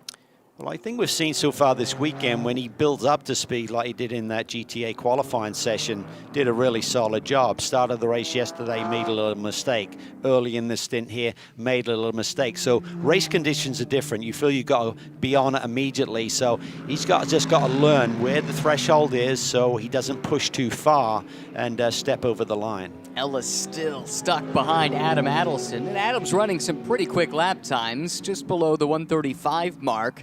But we know Ellis is capable of a whole lot more than that, and yet he's not been able to find a way past. This is crucial. This is absolutely backfiring on the DXDT strategy. Yeah, well, I wonder if they maybe compromised the setup a little bit for Phillip to make Jeff Burton a little bit more comfortable in his stint so he didn't lose as much time, because definitely the speed that Phillip Ellis displayed yesterday was not even there during the few laps he had before he got to the tail end of Adam Adelson. Yeah, competitive 133s, but not the 132s we expected. Now he looks to the inside. Adelson needs to give it up. He doesn't want to get in this battle. That is not a factor on your day whatsoever. No risk, no point. Prudent by Adam Adelson, gave way. And now Ellis can put his head down, and we'll see how much ground he can make up. Now, we mentioned that the pit stop for Riley, George Kurtz, and Colin Brown is under review. We believe it's because of the loose tire. Keep an eye on the tire carrier here. Sets down the tire, but it doesn't sit completely on its side. It rolls away right into an active pit lane. Yeah, and then he realizes, he looks down, he's like, where is it? And it's right in the middle of pit lane, so that's a problem. That's such a tough job, though. It's amazing how easy those tire carriers make carrying those wheels and tires. Yeah.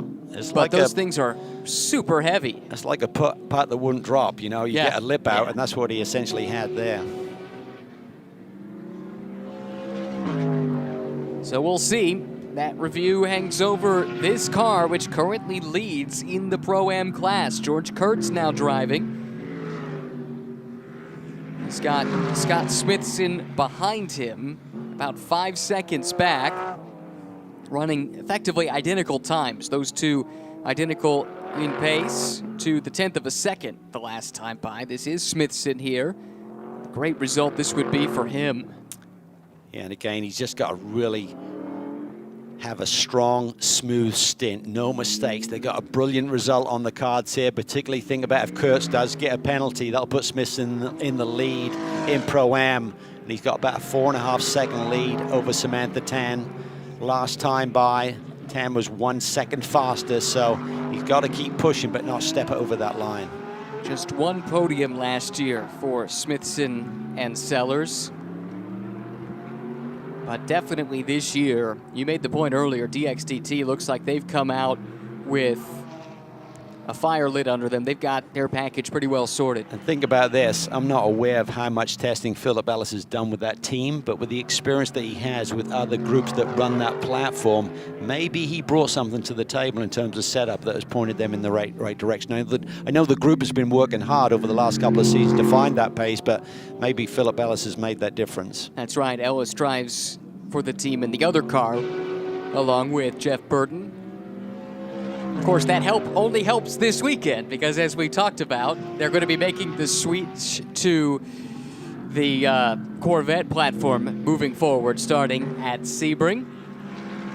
And we'll watch this car here of George Kurtz. We can hear from Alberto Pena of the CrowdStrike by Riley team. Amanda, maybe he can shed some light onto what they expect to happen vis-a-vis this review of the pit stop. We know that the pit stop is currently under review. Alberto, what do you expect to happen from race control?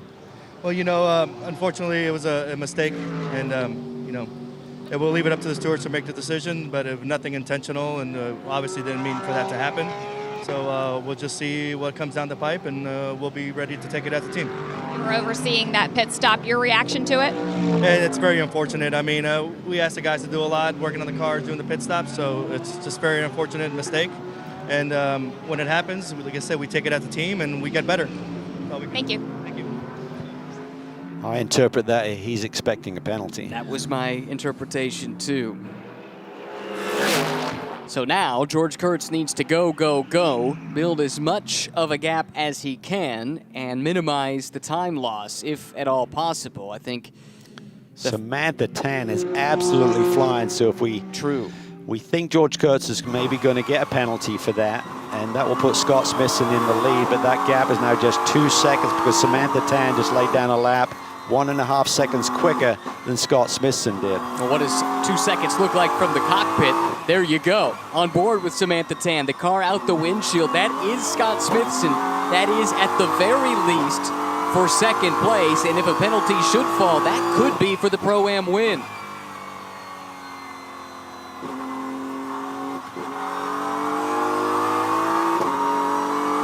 What other element of the pit stops that we'll need to consider is, remember we had the two cars leaving more or less side by side earlier. That was Flying Lizard and GMG. This was the incident in question, and we were trying to figure out if there was an overlap, if we would have to see Elias Sabo give way. What do you think?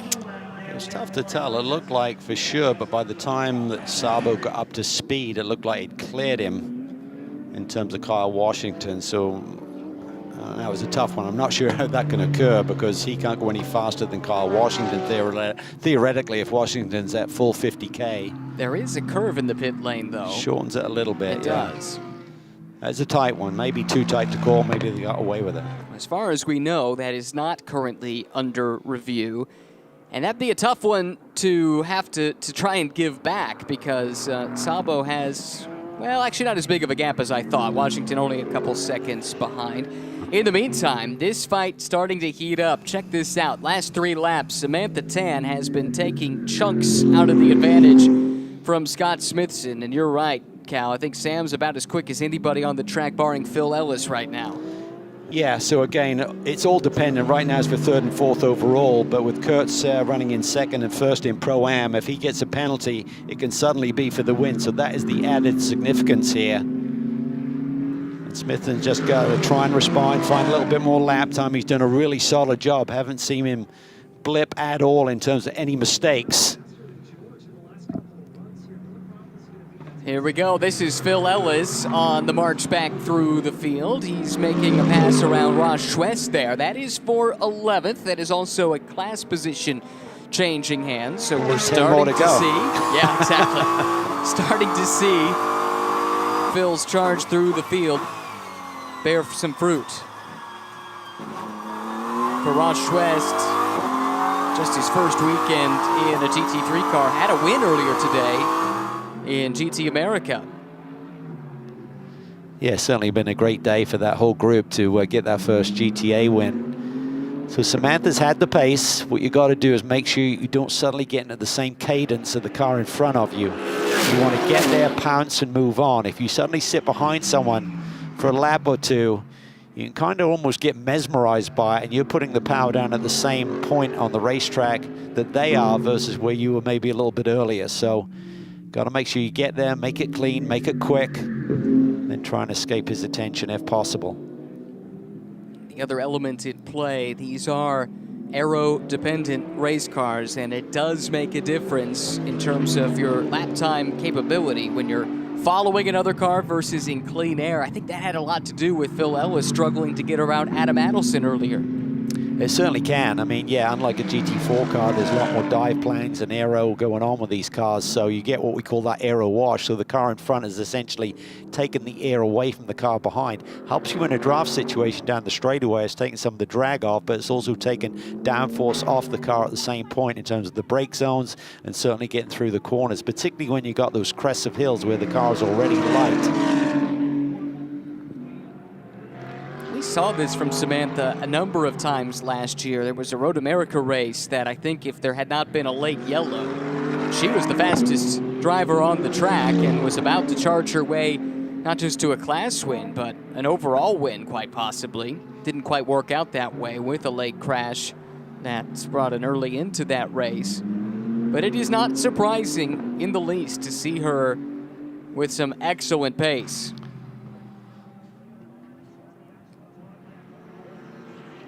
We've got a replay of something just a few moments ago. Varun Choksi from ST Racing closing up on Justin Rothberg.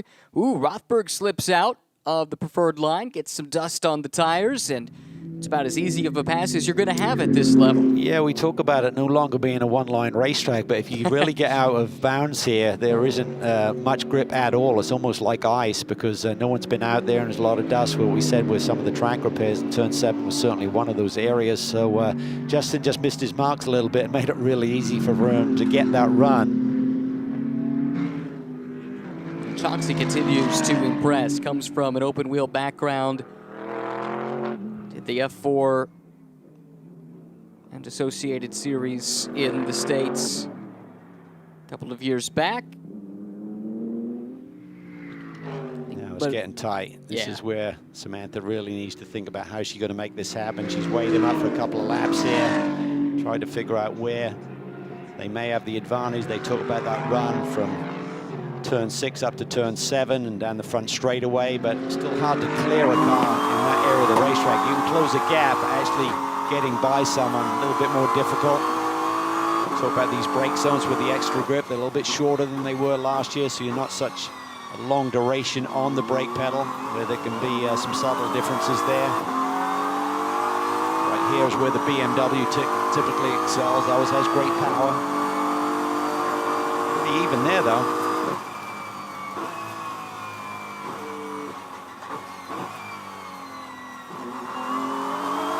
Nice on the power early. Yes. She's got to run, but not really anywhere to go with it in this section of the track. This is about as close as she's been, though. You almost, if you have an advantage through 3B, you almost need to back up a car length and just kind of whistle through there and just see if you can time it to clear the tail and get to the inside for turn 4 into the brakes. And while these two are fighting, let's not lose track of the fact that they're turning good lap times. They're running in the 35s. George Kurtz, who leads the class, 5 seconds ahead. He's running in the 36s. So these two, maybe there's a little cooperation that could be arranged so as they don't lose too much time relative to the class leader. And again, Kurtz has not got a penalty. It's under review still. We haven't heard whether it's been cleared or whether a decision has been made. So that's kind of a cloud hanging over Kurtz's head. Runs second overall, leading Pro-Am. Adelson up front. Running really nice lap times, doing everything he needs to do, recognizing that Varun Choksi down in position 5 is his closest pro competitor. Luca Mars has been pretty quick, too, in the Racer's Edge car. He's also running 34s, and he doesn't have too much ground to make up to get to Choksi. That could be a battle before it's all said and done for second in the pro class, although there is one out-of-class car in between those two. Yeah, as I said earlier, I think Luca's going to have a lot of fun this year because I think he's going to have a bit of an advantage over some of the second run drivers here, so that should make it fun to watch his progress. Honestly, I don't think his pace has varied that much from what Zach Veach was doing in his stint, and I think that says as much about, or probably more about, Luca and his talent than anything else. Everything I've ever seen him in, whether it's MX-5 Cup car or GT4 and now GT3, he's always been quick. Race control, caller 04, pit stop infringement, 5-second post-race time penalty. Well, right now he has a 4.9 second lead, so that's appropriate. That means if the race stopped right now, he'd lose the win, but he's got some time to work with. He'd lose the win, but he'd keep second by like 0.3 of a second. Yeah. I mean, it's that close. It is that close. So now it's game on. Everyone will be getting that information, and that information will be relayed to Samantha Tan, certainly Scott Smithson, and absolutely George Kurtz. As George, if you want to win this race, you've got to gap this Pro-Am field by at least 5. Luca Mars has caught Justin Rothberg. Rothberg not in the same class, making his first ever GT3 starts here this weekend. Gives way, lets Mars come through. It's great news for Luca Mars because now he's got clear sailing and only 5 seconds or so to make up to the next car in his class.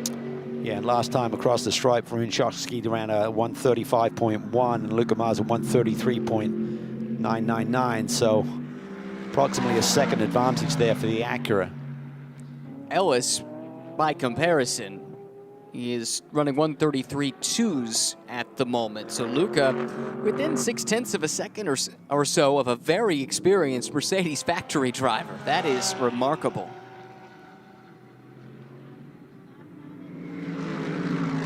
This is Philip Ellis here. He's caught his next target. That's Will Hardiman. This is for the 7th spot in the Pro-Am class. A couple of Mercedes teams. It seems like Ellis doesn't have the car underneath him like he did yesterday when you compare his best lap time, which is a 133.0 compared to a 132.6 set by Elliott Skier earlier in this race. And we talked about a number of the drivers being right around that mark by a 10th or 2. So again, wonder if they changed the setup a little bit. That may help Jeff out, compromise Philip a little bit, or maybe they just missed it on the pressures or whatever, on the tire set that he's on. Still impressive, but it's not the cutting edge speed that I thought he may be displaying at this point. Well, and for good reason. We saw him with that kind of speed yesterday. That's what characterized his opening stint. Yeah, lots of games can be played. I mean, you could think about, well, maybe he's trying to save tires, but I don't think he can afford to do that. He just had to be on the hammer, on the attack. And he doesn't have a lot of time to play with, even if you got a yellow right now with just 18 minutes to go. Time you clear the yellow and get the situation sorted out, he might have 10 minutes left. And he's sitting back there in 11th position, going to be 10th here pretty shortly.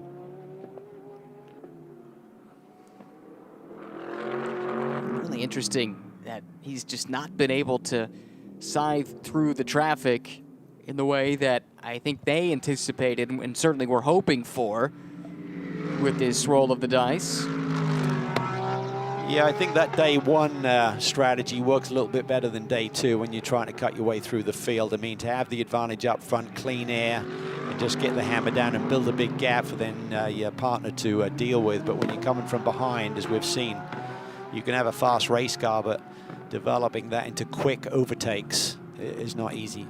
At the risk of sounding like the president of the Luca Mars fan club, I'd just like to point out that he just turned that car's fastest lap of the race, a 133.5, so he is absolutely flying. 6 seconds behind. Yep. Shocks now.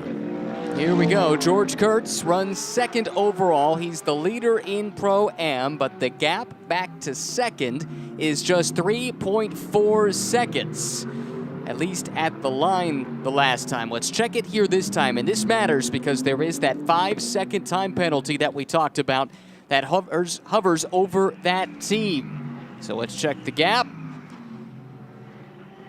Well, between these two, it's 0.6 of a second. 2.8 between Kurtz and Smithson. So right now, that's not enough for George Kurtz. He wouldn't hold on to 2nd. Spin. Oh, wow. Great save there from Smithson. He was halfway around, did lose his spot, but it could have been a whole lot more. Wow, wow, wow. Just got a little bit loose, and I'm not sure if he was playing with the TC, traction control setting or whatever. I was kind of surprised that that would come around. Let's take another look at it. I didn't think he dropped a wheel. He just got a little bit wide here up through turn 2. Gets in there. Just on the curb there, just lit up the rears. Love that you could hear the crowd reacting to that. Big moment. Wow, great save from Scott Smithson. Salvages the day, and they are still in line for a really good result. But Samantha Tan right now is in position to win this race with the time penalty coming post-race to this car. George has just got to dig deep here. He's got to find a few tenths of a second per lap and gap Samantha Tan if he possibly can. The gap is plenty for Samantha Tan to take the lead. But now the question is, how close is Smithson? Can he get within that 5-second margin in order to take second place off of George Kurtz? Well, we've seen George respond before.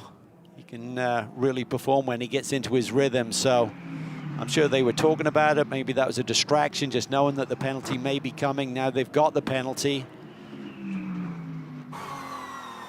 Samantha easily inside that 5-second window. Smithson is 1 second out of it. Big move there just out of the windshield. You might have caught a peek of it for George Kurtz, able to get around some lap traffic without getting held up too much. That could have been really costly for him with that penalty hanging over him.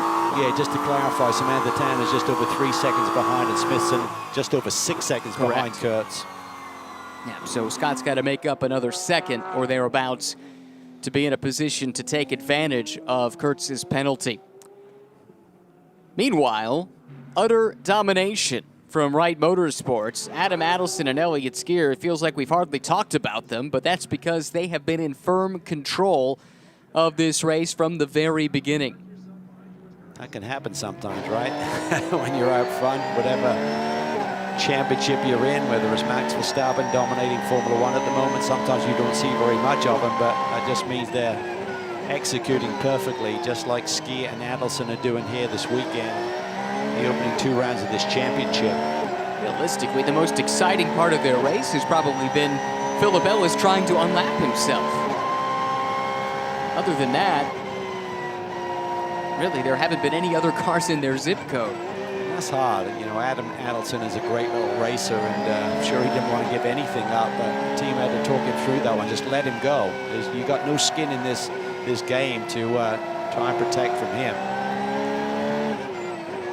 We're just giving him a target time, letting him know everything is good. Samantha Tan around Ross West, putting him a lap down. Her co-driver, Neil Verhagen, had a really good start to this race, and Amanda has caught up with the Connecticut native. And Neil, we saw the reaction from the team when Samantha Tan went around Scott Smithson on his little miscue.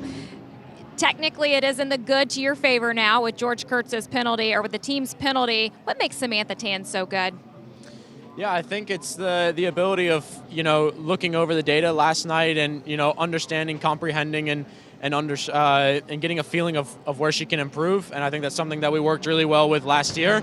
And she's done a phenomenal job today. I mean, I don't know what happened, if there was something that happened with Scott, but I believe it was down to her putting the pressure on and that she was just keeping the head down. So we've made the call now to her to stay cool, calm, and collected, head down, and go chase after George now. Thank you, Neil. Talk about how equal. I'm just trying to look at sector times to see if there's any movement. And George Kurtz and Samantha Tan in sector 2 both did a 31.921. Wow.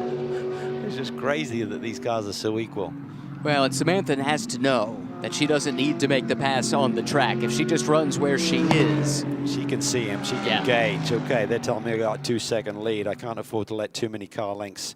Correct. The gap increased by that, so she can gauge it. She'll want the exact number over the radio, but she can gauge it right now. Next target for Philip Ellis, Kyle Washington, just ahead of him now. This is for 9th and 10th in the overall order. Not too far ahead is Elias Sabo. So I think this could be the move here. Philip Ellis to the inside of Washington, done and dusted, able to make that pass. And now Elias Sabo, his next target. Meanwhile, Race Vision powered by AWS. Look at this, 3 different sectors of the track, 3 different manufacturers excelling in those different parts of this course. Yeah, it's just amazing. We talk about Ellis's progress through this field and that maybe he doesn't have a car quite as sharp as yesterday. Well, he just broke into the 132 bracket for the first time here today on that last lap. And that is now only 3/10 off the fastest lap of the day. So it's still a really solid run, but I'm sure he'd like the car a little bit sharper. But I think with the situation, they needed a yellow to really make up to even a podium contention. So they've learned a lot. They've looked about the strategy. They said they'll reevaluate when we go to different circuits this year in terms of what the delta is between the pros and the AMs, and live to fight another day. He has reeled in Sabo in the 511 tactical machine. There's Jeff Burton watching on. He's got a good one. Signed up alongside here this year, and he knows it. Took it to the inside. Philip Ellis on Elias Sabo, and he's up one more spot. Realistically, I think that's the last one that he's going to be able to run down. Justin Rothberg is about 20 seconds ahead, under 10 minutes to go. And I think it would take a little bit of help here for Phil Ellis to get any more, but it's been a wonderful comeback drive. A chance to showcase his speed and the improvement of this DXDT racing team. Yeah, it's going to be close. I mean, he's going to get really close to Rothberg, but he needs probably 3+ seconds a lap. The last time by it was 3 seconds, so we'll wait and see. Should be about 6 more laps to go to play with. Did you say it was about a 20-second gap? It was at one time. It may have come down some since then. Let's see. We can check it here as Ellis crosses the stripe. The gap is 19 seconds. Okay. Looking at 6 laps. So yeah, it's three and a bit seconds a lap, but so it's going to be tight. I expect it to be seeing him, but maybe not close enough to get him. There you see the race progression, and it's all happened after the pit stop with the Pro in up against the Hams in the other team's lineups, as Philip Ellis has taken this car forward up into the 8th position overall. I think he may have his sights set on maybe trying to find that fast lap of the race. If he can find 3/10, he would take it away from Elliott Skier, so that would be a little bit of a cherry on the top of the cake for the weekend. Sure would. And message sent to the rest of the paddock. DXDT is here. His gap is 4.8 seconds last time across the line. So George Kurtz has responded. He has found some lap time, just laid down a 134.3 compared to Samantha Tan's 134.8. So Kurtz is displaying the ability to maybe get that gap back up over 5 seconds again. This is getting good. Might not be a battle for position on the track, but with that 5-second post-race penalty that is coming this car's way because of a tire getting away on the pit stop, you can see right now it would not be enough to cost him the position. It's up to 5.2 seconds now over Samantha Tan. What can Samantha Tan now find and respond with? Before is just keep doing what you're doing. Now it's like, okay, now you got to go back on the attack. So it's changing. And I've always felt that with George. You give him a target, he'll dig deep and he'll find it. He's got the confidence in the race car, which he's certainly displaying right now. It's got to be, it's interesting to think about the mentality, because for George, before the penalty was handed down, it was about maintaining the lead, not doing anything to put the car in a compromised position. But then when he heard about the penalty, his mindset had to change. It had to be go, go, go, build the gap. And the way he's been able to flip that switch has been impressive. It really has. They're very even through Sector 2 on this racetrack, but George pulled about 4/10 on the opening sector of the lap, and very even in Sector 2. So the gap is hovering just above that 5-second range. It's going to be very, very close. 5.1 seconds right now.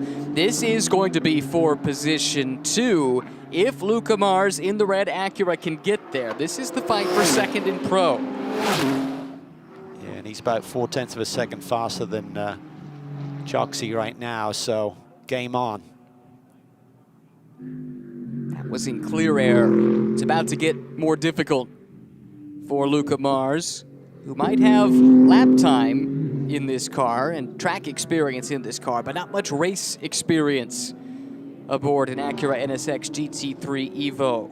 Let's not forget, racing's never over till it's over. Still 6 minutes to go, so this is a battle for second in the Pro class right now. Adelson looking very comfortable up front, but any kind of technical issue for that 120 machine, that would make a huge difference. You said Philip Ellis wanted the fastest lap. Philip Ellis got the CrowdStrike fastest lap of the race. Just ran a 1:32.5 to steal that honor away by just over 1/10 of a second. Yeah, I just wonder with the fuel burn and fuel load going away, we talk about a lighter car, but also maybe the balance change has got it back into the sweet spot for Philip Ellis as well. It looks that way, and with that improved pace, Rothberg is in play now for one more position. That would be for the 4th spot in class.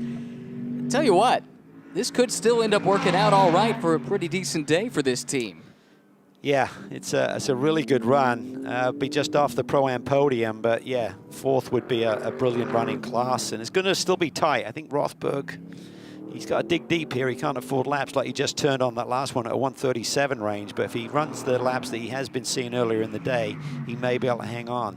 Final minutes of this race. Second race of this 2024 season. Up next, a trip to Sebring International Raceway in early May. A couple weeks after that, a trip to Circuit of the Americas for the third stop on the calendar. Great schedule as ever for SRO America this year. But it all starts here at Sonoma, where Luca Mars is pursuing Varun Choksi, fighting for second and third in the pro class, as well as fifth and sixth overall.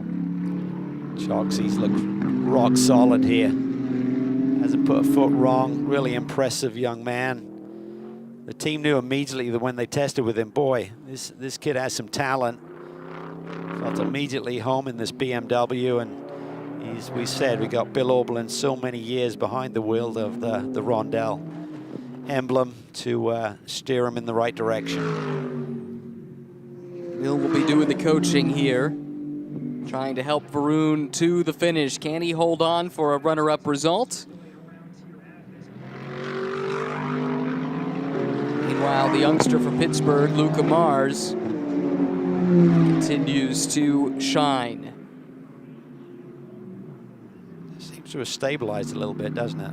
Talk about the aero wash, certainly, but also I think for a young driver, you just got to recognize, don't suddenly get fixated on that car in front of you and start running their markers around this racetrack in terms of braking points and everything like that.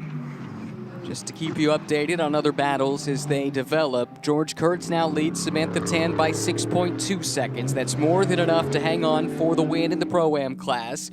In the meantime, we see Philip Ellis closing in on Rothberg. It's down to 7.3 seconds, and Philip Ellis has run back-to-back 132s when Rothberg has been in the 136s and 137s. So that very much could be in play, depending on just how many laps we still have in this race. Yeah, it really depends maybe on the overall leader, how they strike the clock at 90 minutes, whether they just beat it by a couple of seconds with a couple of seconds left on the board and do an extra lap almost, and give Philip Ellis that lap he possibly needs. Could be some traffic coming up. Looks like Ross Schwest just ahead of this battle. Just got some bad news. Someone, we talked about Schwest taking that victory this morning. I understand there was a technical problem in post-race qualifying. He lost that win due to the car being slightly underweight, so that's a disappointment for them. But just to clarify a statement we made earlier. Yeah, thanks for following up on that. They've caught Schwest here. Looks like both cars will clear him, no problem. Don't think that cost too much time for Varun Choksi. George Kurtz is just getting the job done, continues to gap Samantha Tan, looking at the sector times. Yeah, the lead's up to 7 seconds now. So Kurtz, what looked like maybe he was in jeopardy of dropping down as far as third, finds himself in position to weather that penalty and still hang on. Here's Ellis. That's Rothberg right in front of him. And they should get two more laps. Yeah. I think that's enough. You called it. Well, you saw Ellis didn't exactly slice by cars that he caught up on pace, but look at that lap from Philip Ellis, a 132.3. Easily the fastest lap we've seen in this race today. New CrowdStrike fastest lap. Yeah, he's got the ultimate carrot right in front of him. Another position on the racetrack.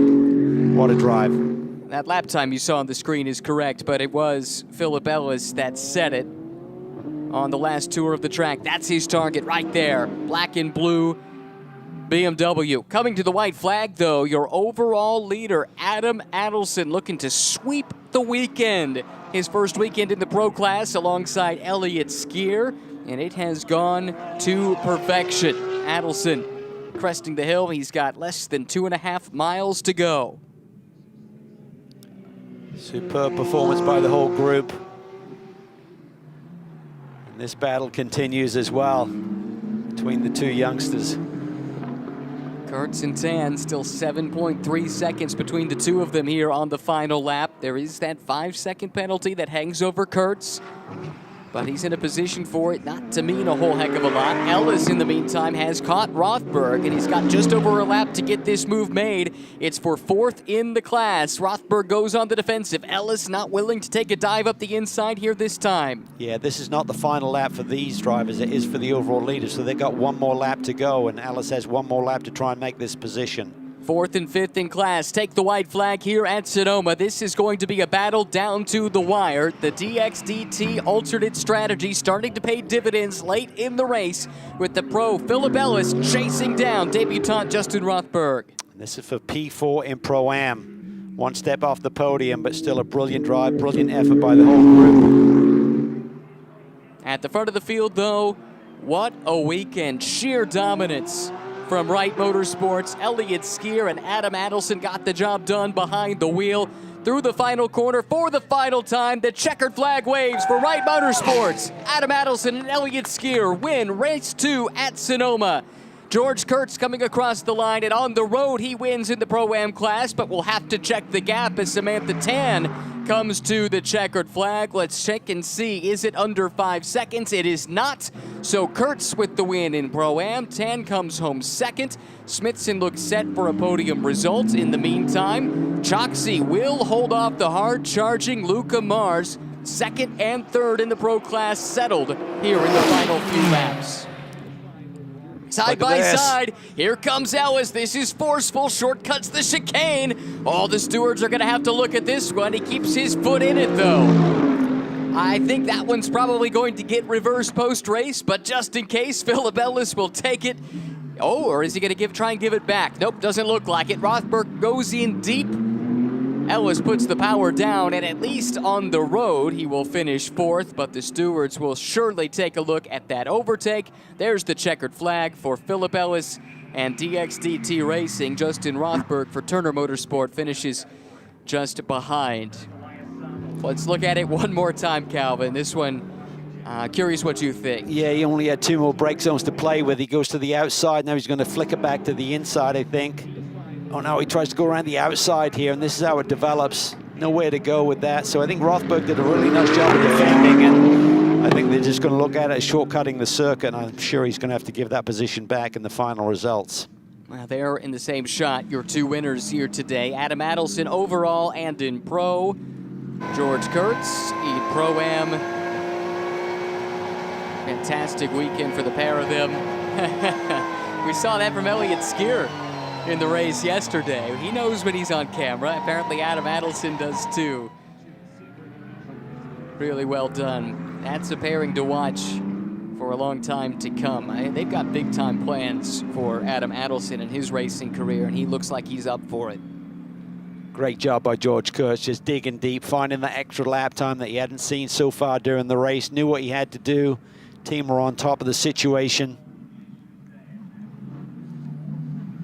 And Samantha Tan, strong podium results. Looked like maybe there was a chance to get that win, but 2nd place, very good for the points. These are results, of course, pending any kind of post-race alterations from the stewards, but Adam Adelson and Elliott Skier, as mentioned, they are your overall winners. Yeah, great day for that group. Bestie racing out a solid day too. Runner-up in both Pro and in Pro-Am, so solid start to their campaign in 2024. Really impressed with DXDT Racing overall. Smithson and Sellers had good pace here this weekend. They went the conventional route on strategy, end up with the podium in class here today. Jeff Burton and Philip Ellis might have had more time in the sun, but they were doing something no one else bothered or dared to try. And they showed that there's some merit to that alternate strategy call. Absolutely. If you're looking for TV time, maybe that's the way to go. Clearly worked this weekend, if nothing else.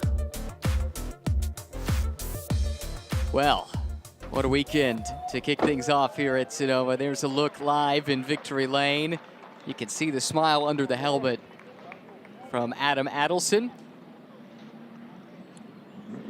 Adam taking a deep breath, taking his time to get the helmet off to collect his thoughts for the 2nd day in a row. An overall winner here at Sonoma Raceway, Amanda.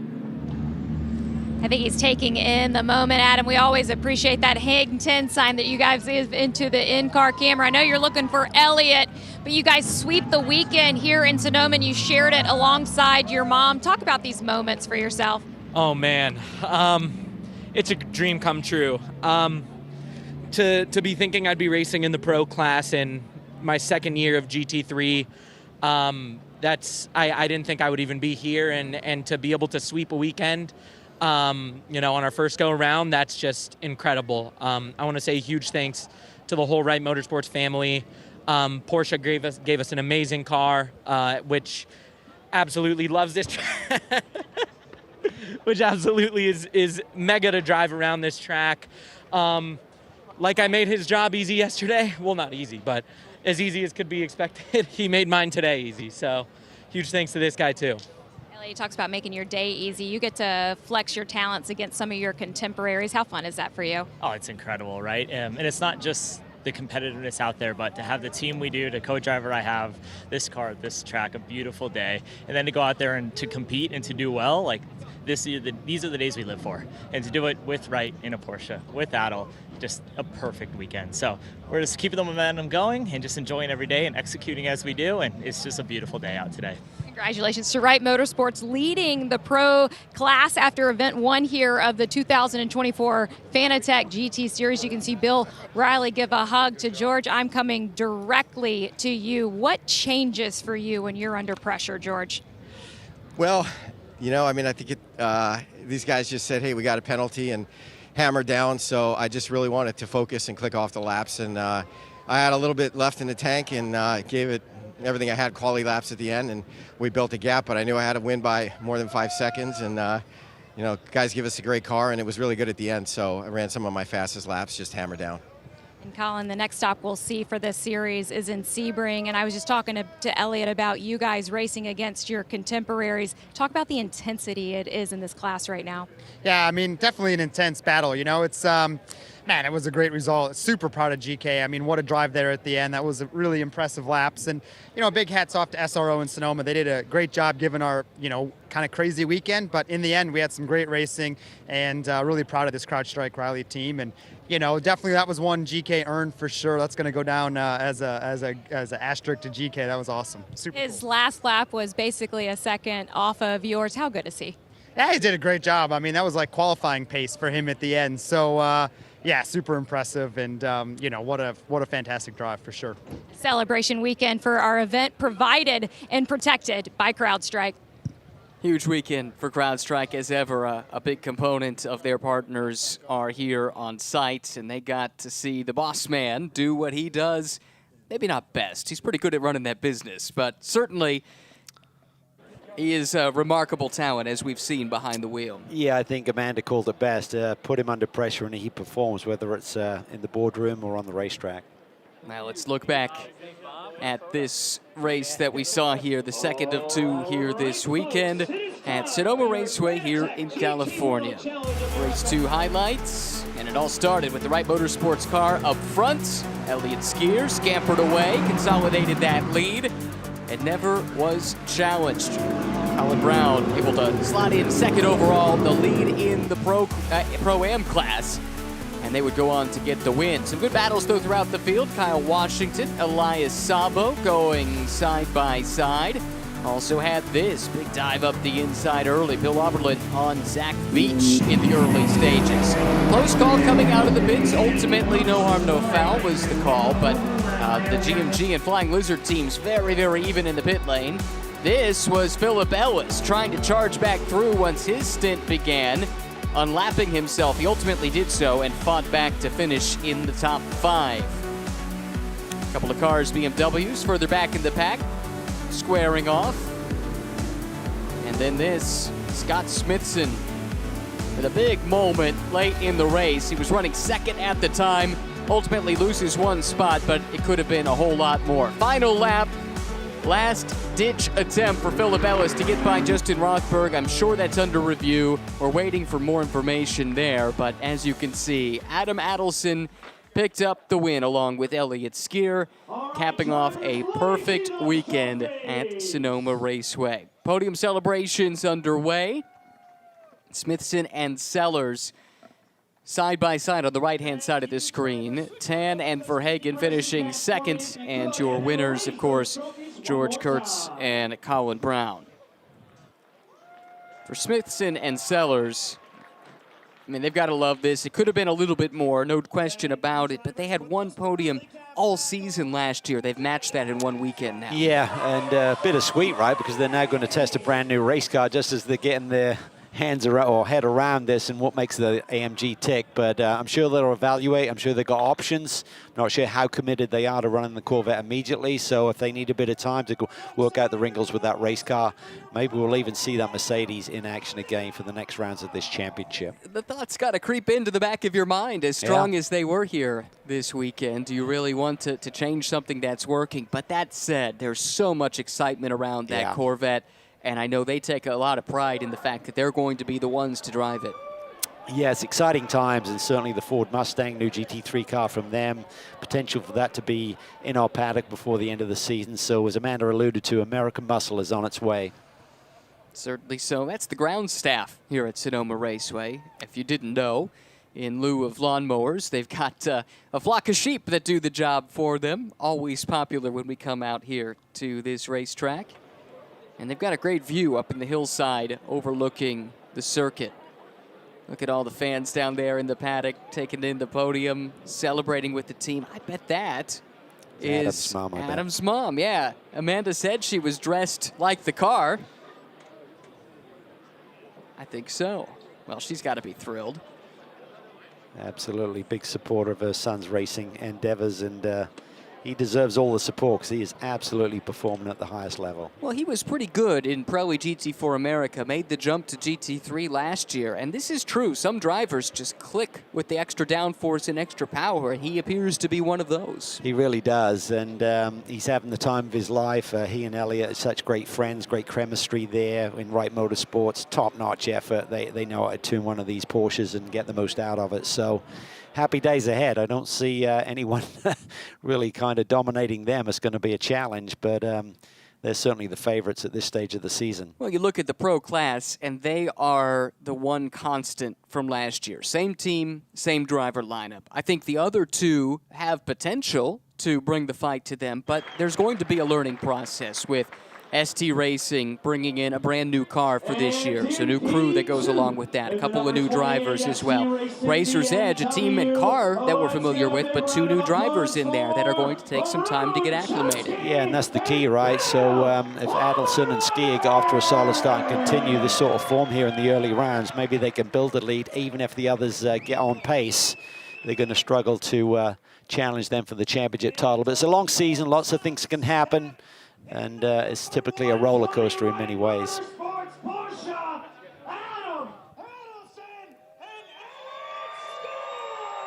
The dulcet tones of DJ Clark bringing Adam Adelson and Elliott Skier up onto the rostrum where they will celebrate as they did a day ago. There they are, your pro class podium. And in the case of Adelson and Skier, it's an overall win. They won plenty of races last year and had their moments when they were fighting at the very front of the field, regardless of class. But this year, especially given the fact there are just the three cars right now in the pro class, and we heard from these guys earlier in the weekend, they talked about it. Their goals have changed. They're not thinking just about the class these days. They want overall honors. Yeah, for sure. That's the icing on the cake. Get that overall win. Be first to the checkered flag. Champagne flies. Billy Aublin's done this a few times in his life. I'm not sure he needs to give Varun any tips on that. Yeah, for sure. Well, the celebration will go on, I suspect, for several more hours to go. But our time here is done. Up next for Fanatec GT World Challenge America, a trip to Sebring International Raceway in early May. Hope you join us for our coverage there.